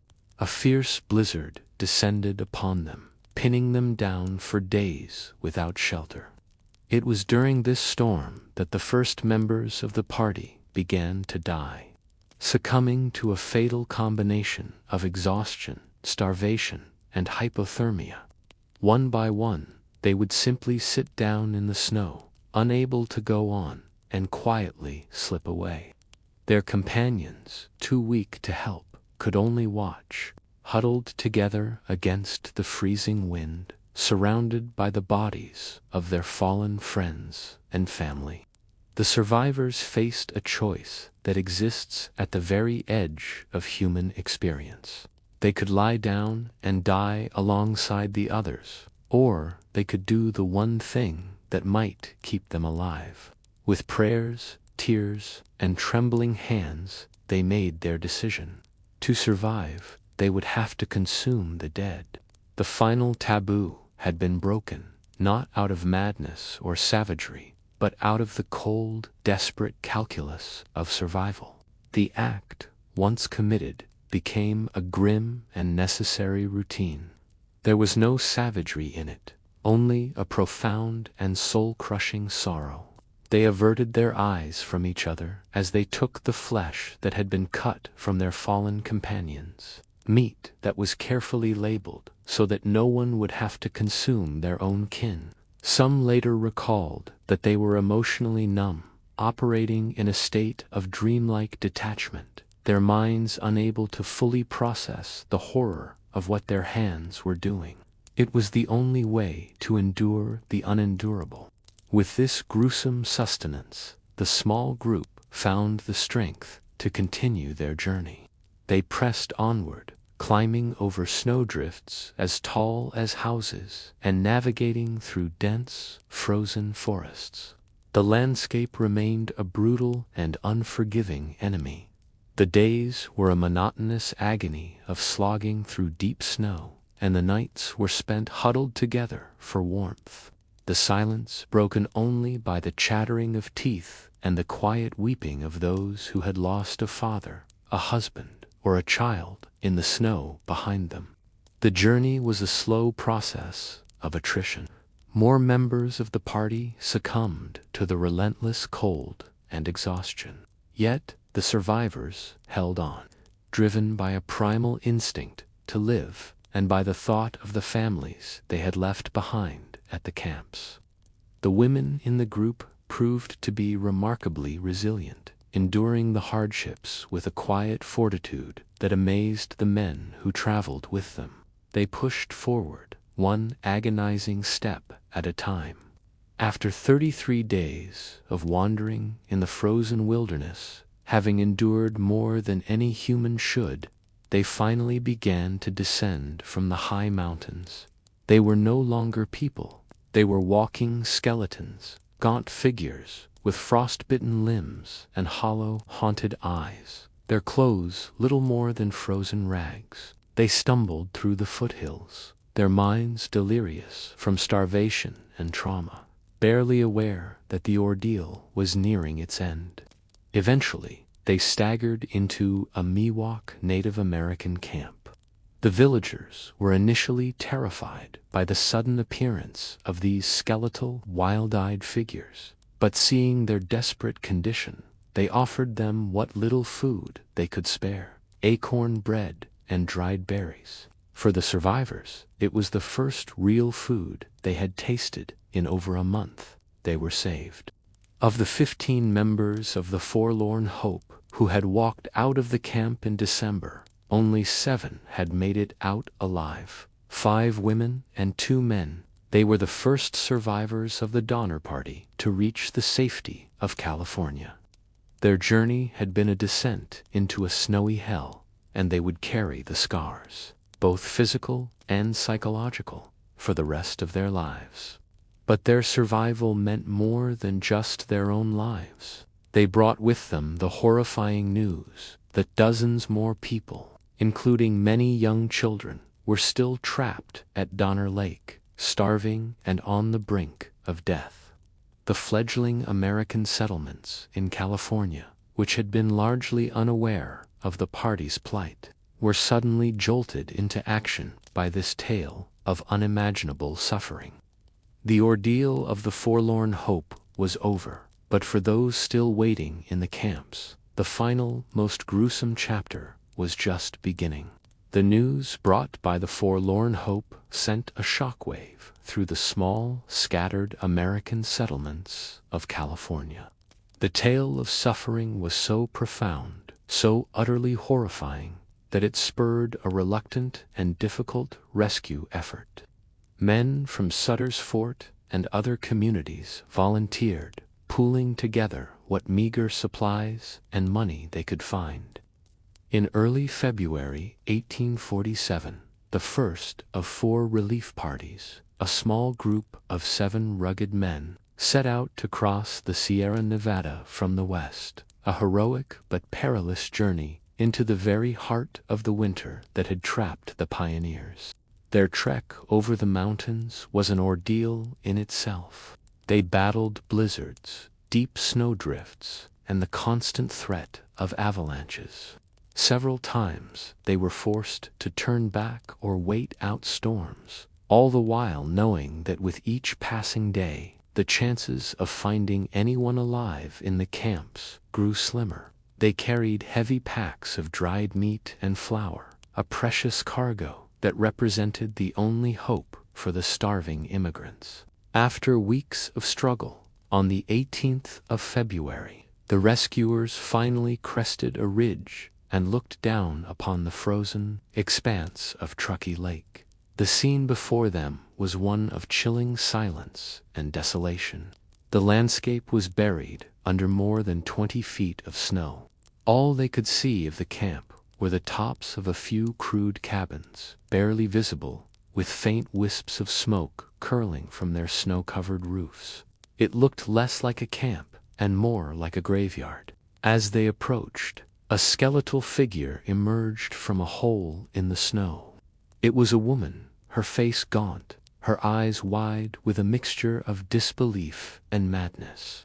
She shielded her eyes and asked in a hoarse whisper, "Are you men from California, or do you come from heaven?" The rescuers had found the camp of the living dead. Inside the dark, foul-smelling cabins, they discovered a scene of unimaginable horror. People sat motionless, wrapped in filthy, lice-infested blankets, too weak to stand. Their bodies were wasted away to mere skeletons, their skin stretched tight over their bones. They stared at the rescuers with dull, vacant eyes, their minds seemingly lost in a fog of starvation. The air was thick with the smell of smoke, sickness, and something else, something sickly sweet and unforgettable.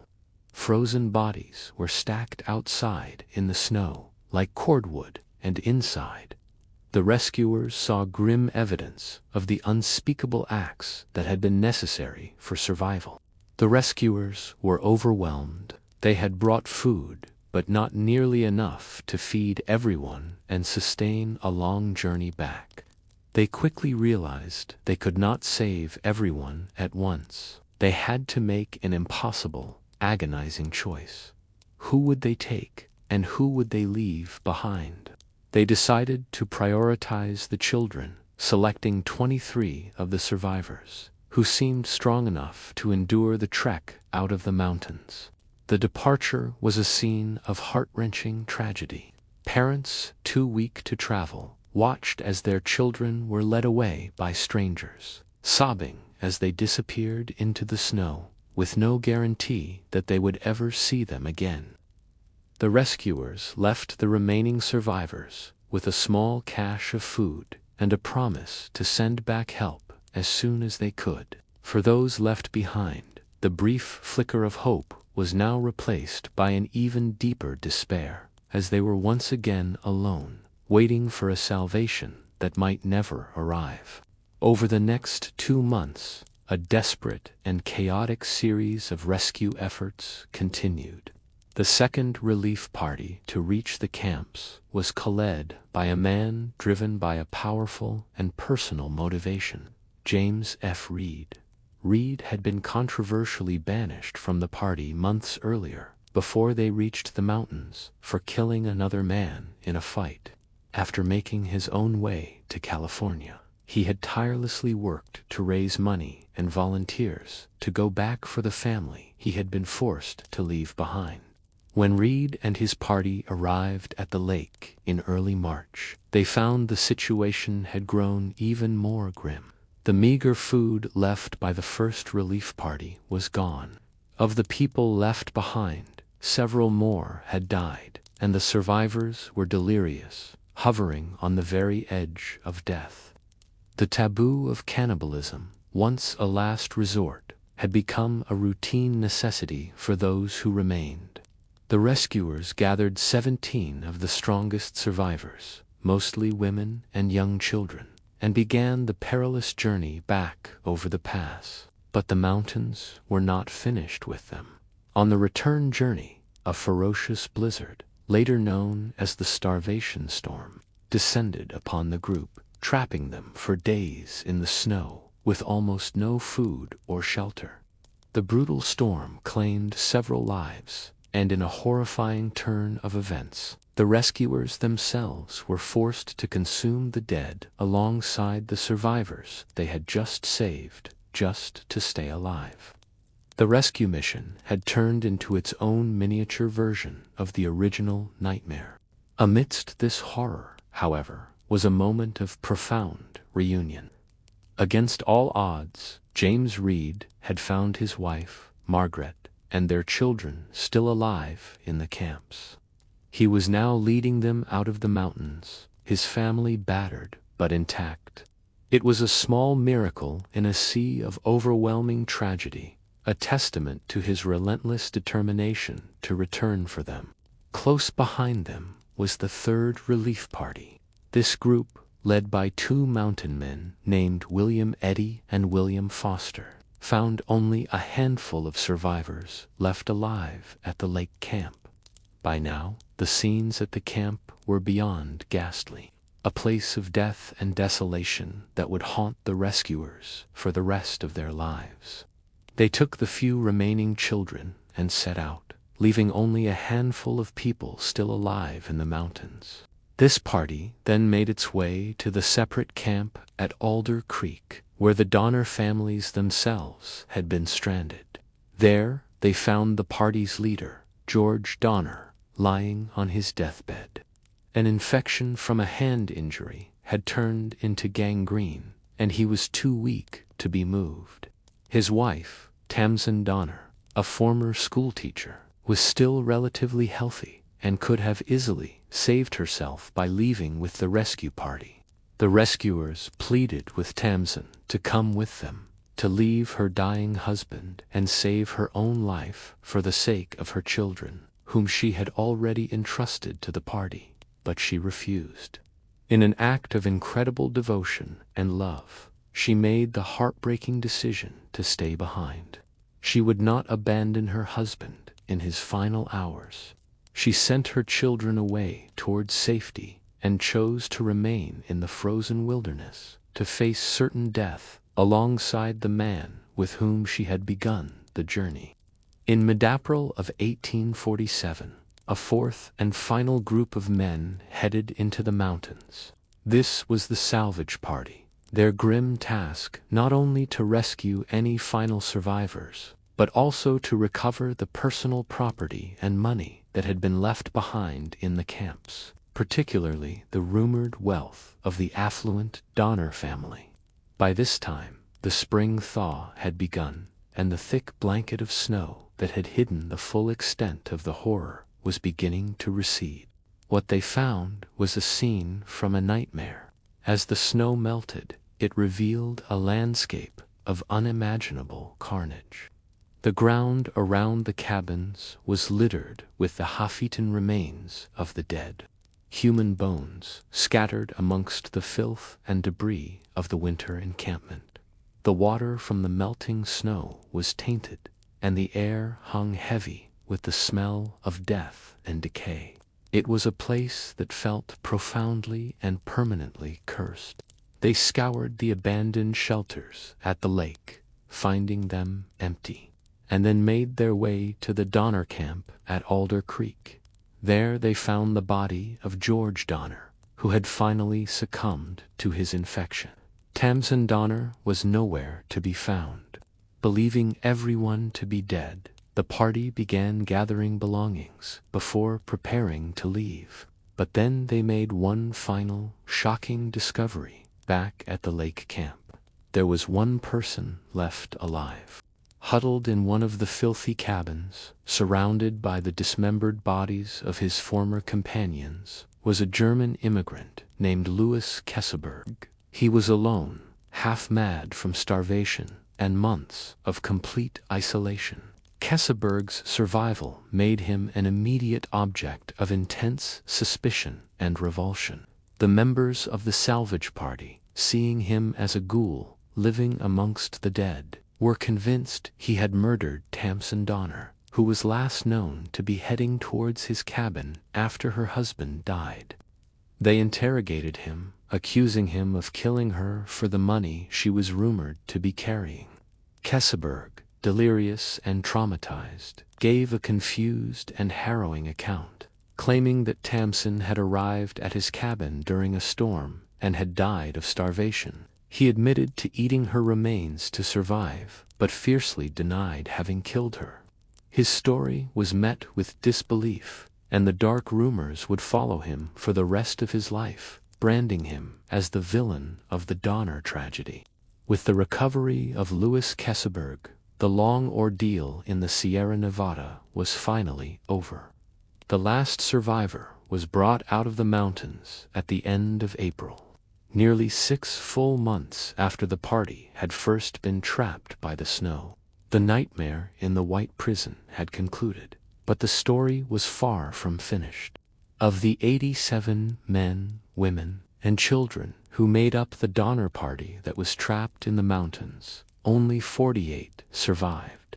The shortcut, the series of bad decisions, and the early winter had claimed nearly half of them, as the last of the skeletal survivors finally emerged into the warm sunshine and green valleys of California, the paradise they had sacrificed everything to reach. Their physical journey was complete, but the psychological journey, the task of living with the memories of what they had seen and done, had just begun.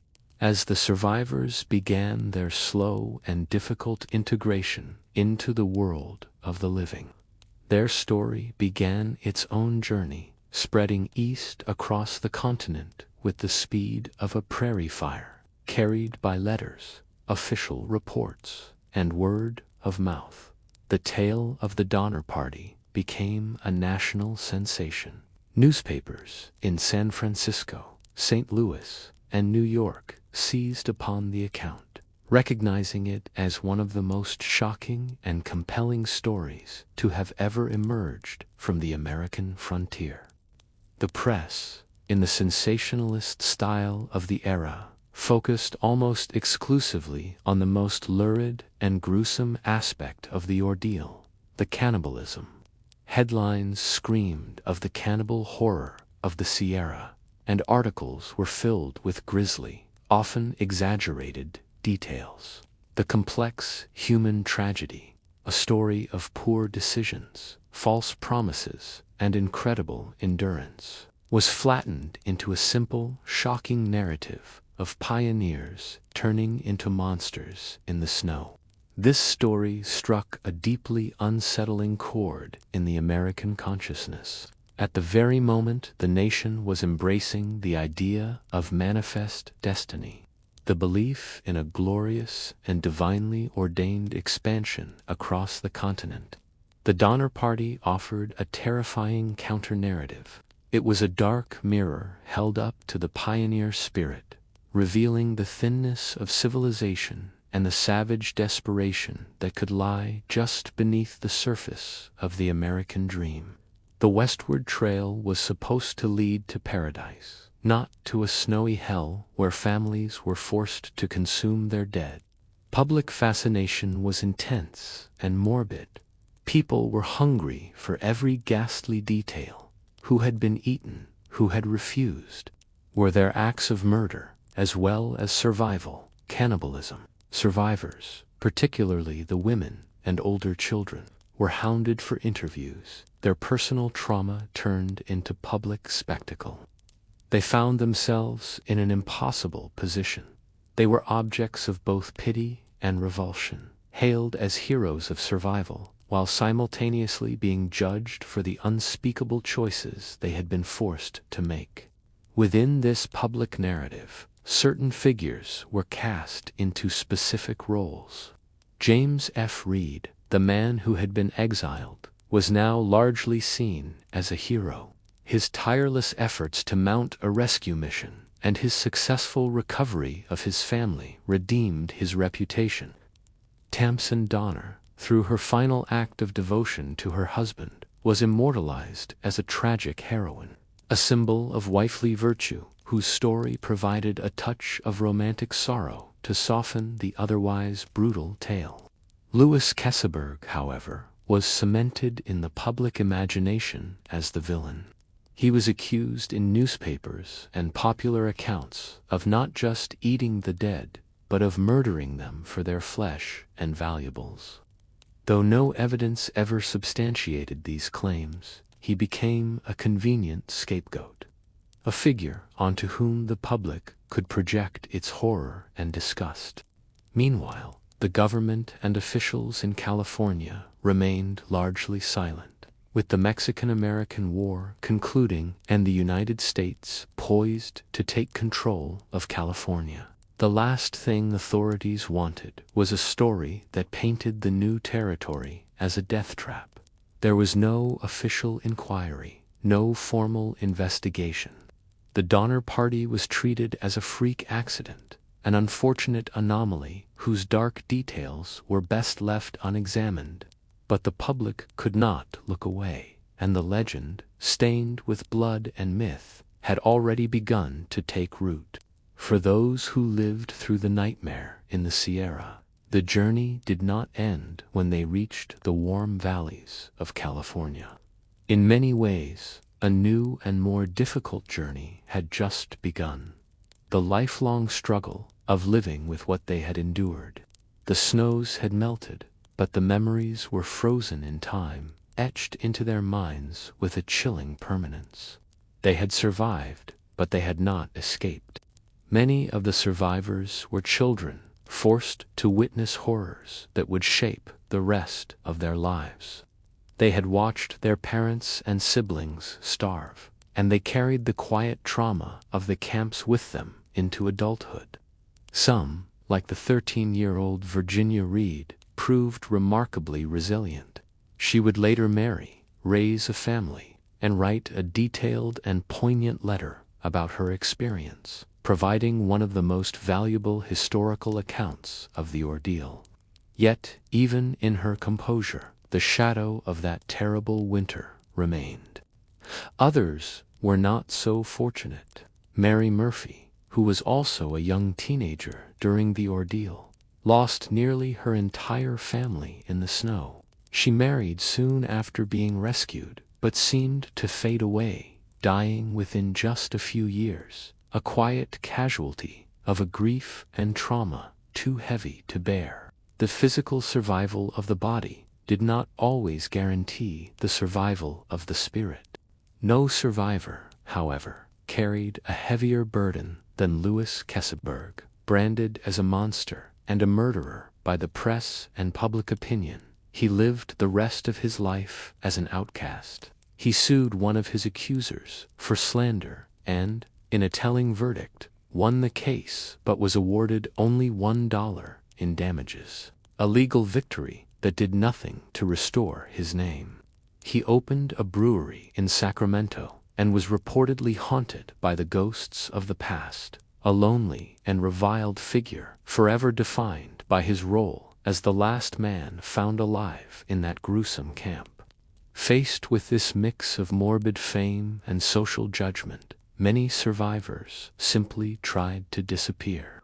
They changed their names, moved to quiet, remote towns, and refused to ever speak of what had happened in the mountains. They wanted nothing more than to shed the skin of their past and live as ordinary people. But the notoriety of the Donner Party name often made that impossible. They were living legends, a status that most of them found to be an unbearable curse. The trauma that haunted them was not just about the act of cannibalism. It was about the slow, agonizing unraveling of their world. It was the memory of watching friends and family members, once vibrant and strong, wither into skeletal figures. Yet, amidst the pain, there was also a profound testament to human resilience.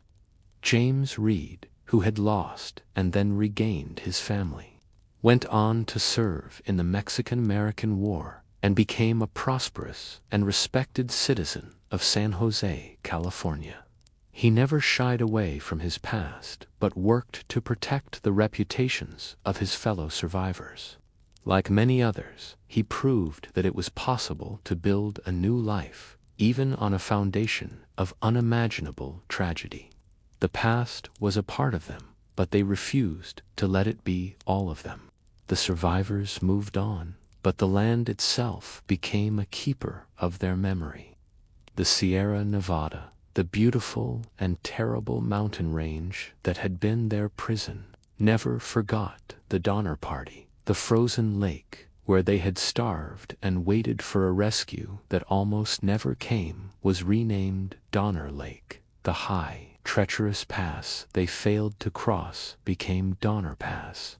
A place of stunning natural beauty was now forever synonymous with one of the darkest chapters in American westward expansion. In the years and decades that followed, the site of the tragedy became a morbid tourist attraction. Travelers on their way to California would stop at the lake, seeking out the locations where the cabins once stood. They would walk the trails, trying to imagine the suffering that had taken place there. Local lore grew around the site, with whispers that the area was haunted, that the ghosts of the pioneers still wandered the forests on winter nights, their voices carried on the howling wind. Eventually, the desire to formally commemorate the pioneers took hold. In 1918, a large granite monument was erected in what is now Donner Memorial State Park. The statue atop it is a solemn depiction of a pioneer family, a father, It is a powerful and moving tribute to the spirit, but the most striking feature of the monument is not the statue itself, but the massive stone pedestal it stands upon. That pedestal is 22 feet high. It was built to that exact height to mark the depth of the snow that had accumulated at the camp during the winter of 1846. It is a stunning, physical representation of the white prison that had entombed them, a silent testament to the sheer scale of the natural forces they were up against. Yet, even in its grandeur, the monument tells an incomplete story.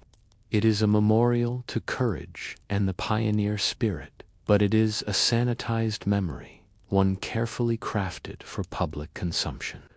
The inscriptions on its base speak of sacrifice and hardship, but they say nothing of the starvation, the madness, or the cannibalism. This sanitized version of the story is often the one that is still told today. Visitors to the park and school children on field trips learn of the brave pioneers who were trapped by an early winter and heroically endured until they were rescued. It is easier to honor the abstract idea of pioneer grit than it is to confront the gruesome reality of what that grit truly cost. And yet, despite the simplified plaques and the noble statue, the full story still lingers in the air. Many who visit the site speak of a palpable heaviness, a profound sense of sorrow that seems to emanate from the ground itself. In the decades following the tragedy, the story of the Donner Party continued to evolve, slowly drifting from the realm of historical fact into the mists of folklore. The truth was gruesome enough, but that rarely stops a good story from becoming more dramatic. The public imagination, then as now, had little room for moral ambiguity. It needed clear heroes to admire and uncomplicated villains to condemn. The survivors were often romanticized as tragic figures who had stared into the abyss and returned forever scarred. Their endurance was celebrated, while the desperate acts they committed were often glossed over or sensationalized for dramatic effect. The nuances of their suffering were lost in the telling. Louis Kesselberg, in particular, was permanently cast as the story's monster.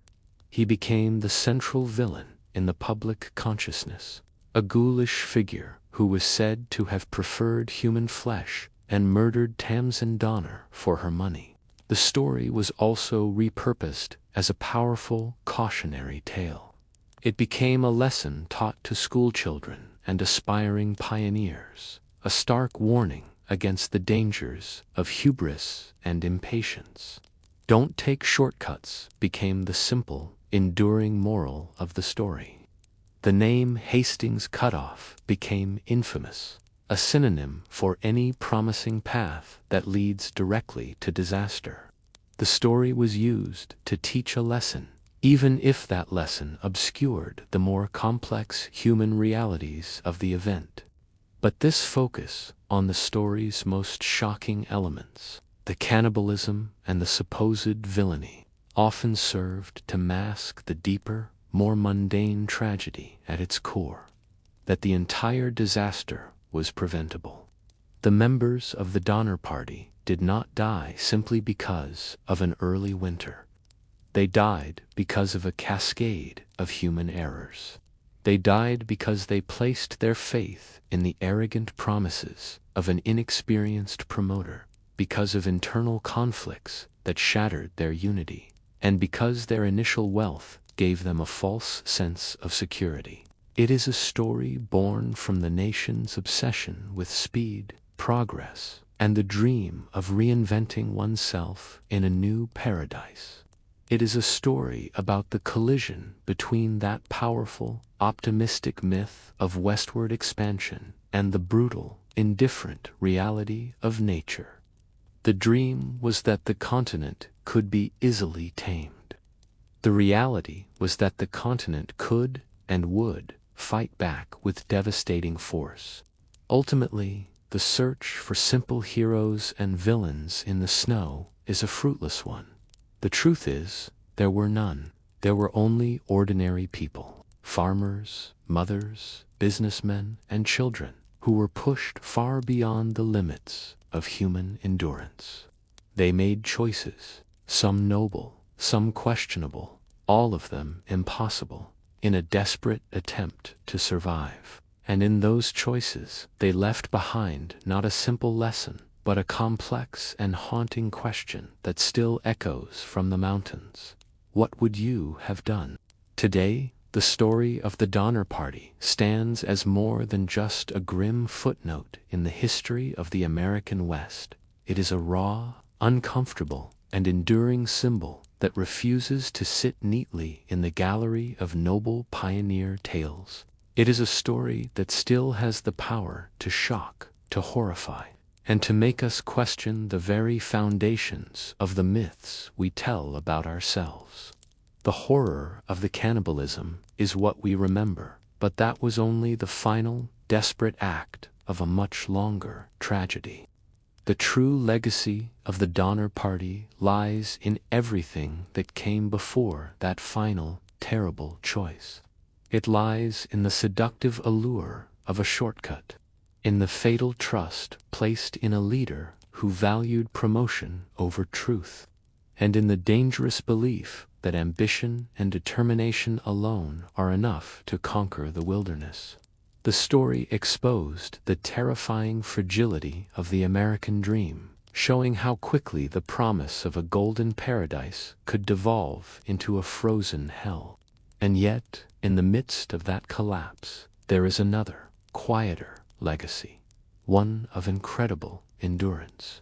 The survivors did not simply escape the mountains. They returned to life. They rebuilt, remarried, and raised children who would go on to help build the new state of California.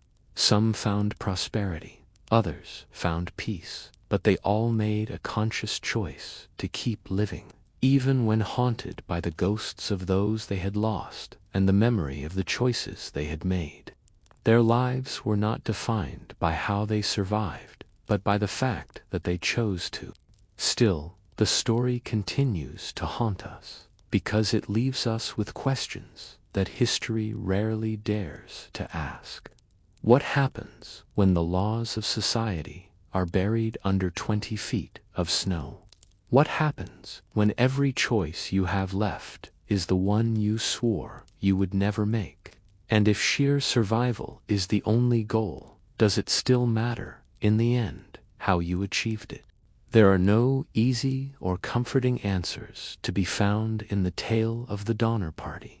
There is only the chilling record of what happened, and the bones that still, on occasion, are unearthed by the melting snows of the Sierra. In the final accounting, the story is not one of glory, but of resolve. It is a testament to the brutal, terrible, and unwavering strength of the human will to breathe for one more day, even when every comfort, every law, and every illusion of civilization has been stripped away. And so, we should remember them, not as monsters or as simple cautionary tales, but as people who were flawed, terrified, and determined, people who were pushed to the absolute edge of human experience and beyond. They were mothers and fathers, sons and daughters, who set out for a better life and found themselves in a nightmare from which some would never wake. Their story is a cold wind that still blows through the high mountain passes, a permanent and unsettling echo in the heart of the American West. It is a story of a dream that died, frozen in time, forever whispering its warning through the silent, watching pines. Let us now leave the cold, wind-swept mountains of the American frontier and allow our story to drift back across the centuries and the vast expanse of the ocean. We return to the world we first explored tonight, the world of Imperial China. But this time, we will not focus on the anonymous peasant or the faceless bureaucrat. we will turn our attention to one extraordinary individual who did not just survive the brutal system, but mastered it, bent it to her will, and ultimately shattered its most sacred rules.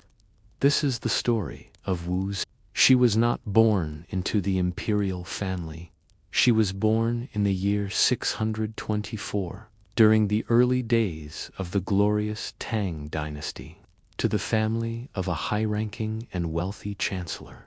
Unlike most girls of her time, who were taught only the domestic arts of embroidery and household management, Wu's father recognized her fierce intelligence and provided her with a remarkable gift, an education.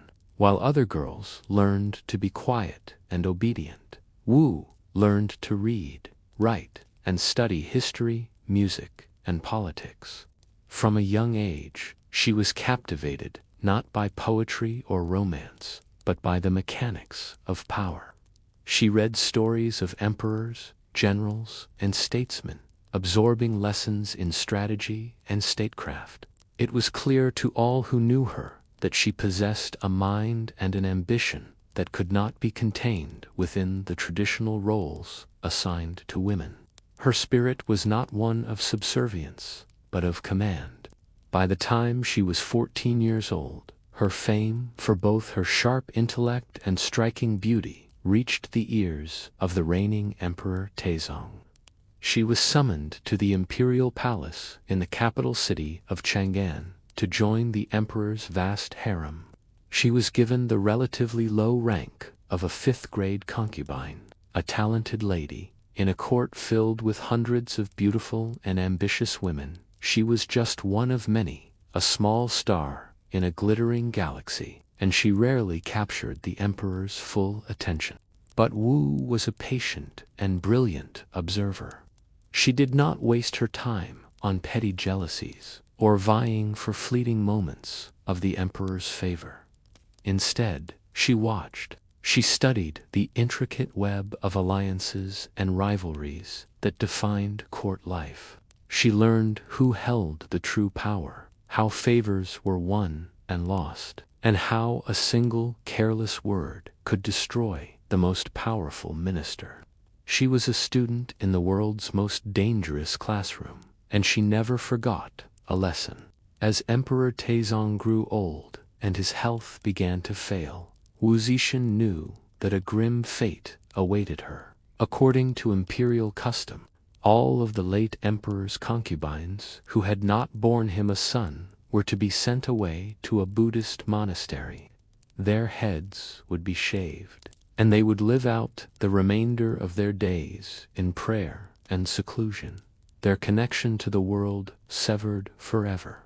This should have been the end of her story. But Wu had already made a secret and incredibly dangerous gambit. She had cultivated a forbidden relationship with the one man who could save her, the emperor's son and heir, the crown prince, Li Jia.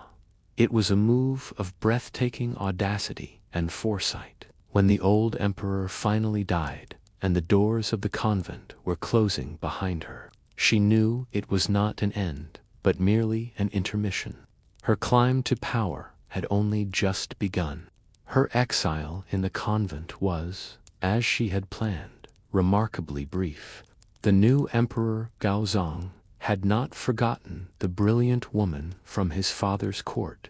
Ironically, it was the emperor's current wife, Empress Wang, who orchestrated Wu's return, hoping to use her as a pawn against a rival concubine. A catastrophic miscalculation. Returning to the palace, Wu was no longer a naive girl, but a master of its deadly games. She quickly won the emperor's absolute devotion and, more importantly, succeeded where Empress Wang had failed. She bore the emperor's sons. By providing male heirs, she made herself indispensable, securing a foundation of power that no rival could challenge. Her path to the throne was cleared by a final, ruthless move. In 654, Wu's infant daughter died under mysterious circumstances. Historical accounts claim Wu herself smothered the child and framed the childless Empress Wang for the murder. The accusation was devastating. Empress Wang and another rival were swiftly deposed, imprisoned, and horrifically mutilated. With her rivals eliminated, Wu Zetian was named the new Empress of China. As Empress, her power became almost limitless. Emperor Gaozong suffered from a series of strokes that left him weak and incapacitated. He came to rely on his wife's sharp political mind completely, allowing her to rule from behind the curtain. She presided over the court, reviewed state papers, and issued edicts, becoming the de facto ruler of the empire. When Gaozong finally died, Wu's hold on power was absolute. She ruled as regent for her sons, deposing one for independence and controlling the other as a puppet. But this was not enough. In the year 690, she did the unthinkable. She set aside her son, ended the Tang dynasty, and declared the beginning of her own new dynasty, the Zhou. She was no longer empress. She was Huangdi, the official title of the emperor. She ascended the dragon throne, not as a wife or a mother, but as the sole divine ruler of the most powerful empire on earth. She was China's first and only female emperor. In a world designed to render women silent, she had outmaneuvered every man who stood in her way, proving that while a system can crush the individual, one individual, through sheer force of will, can be powerful enough to crush the system itself.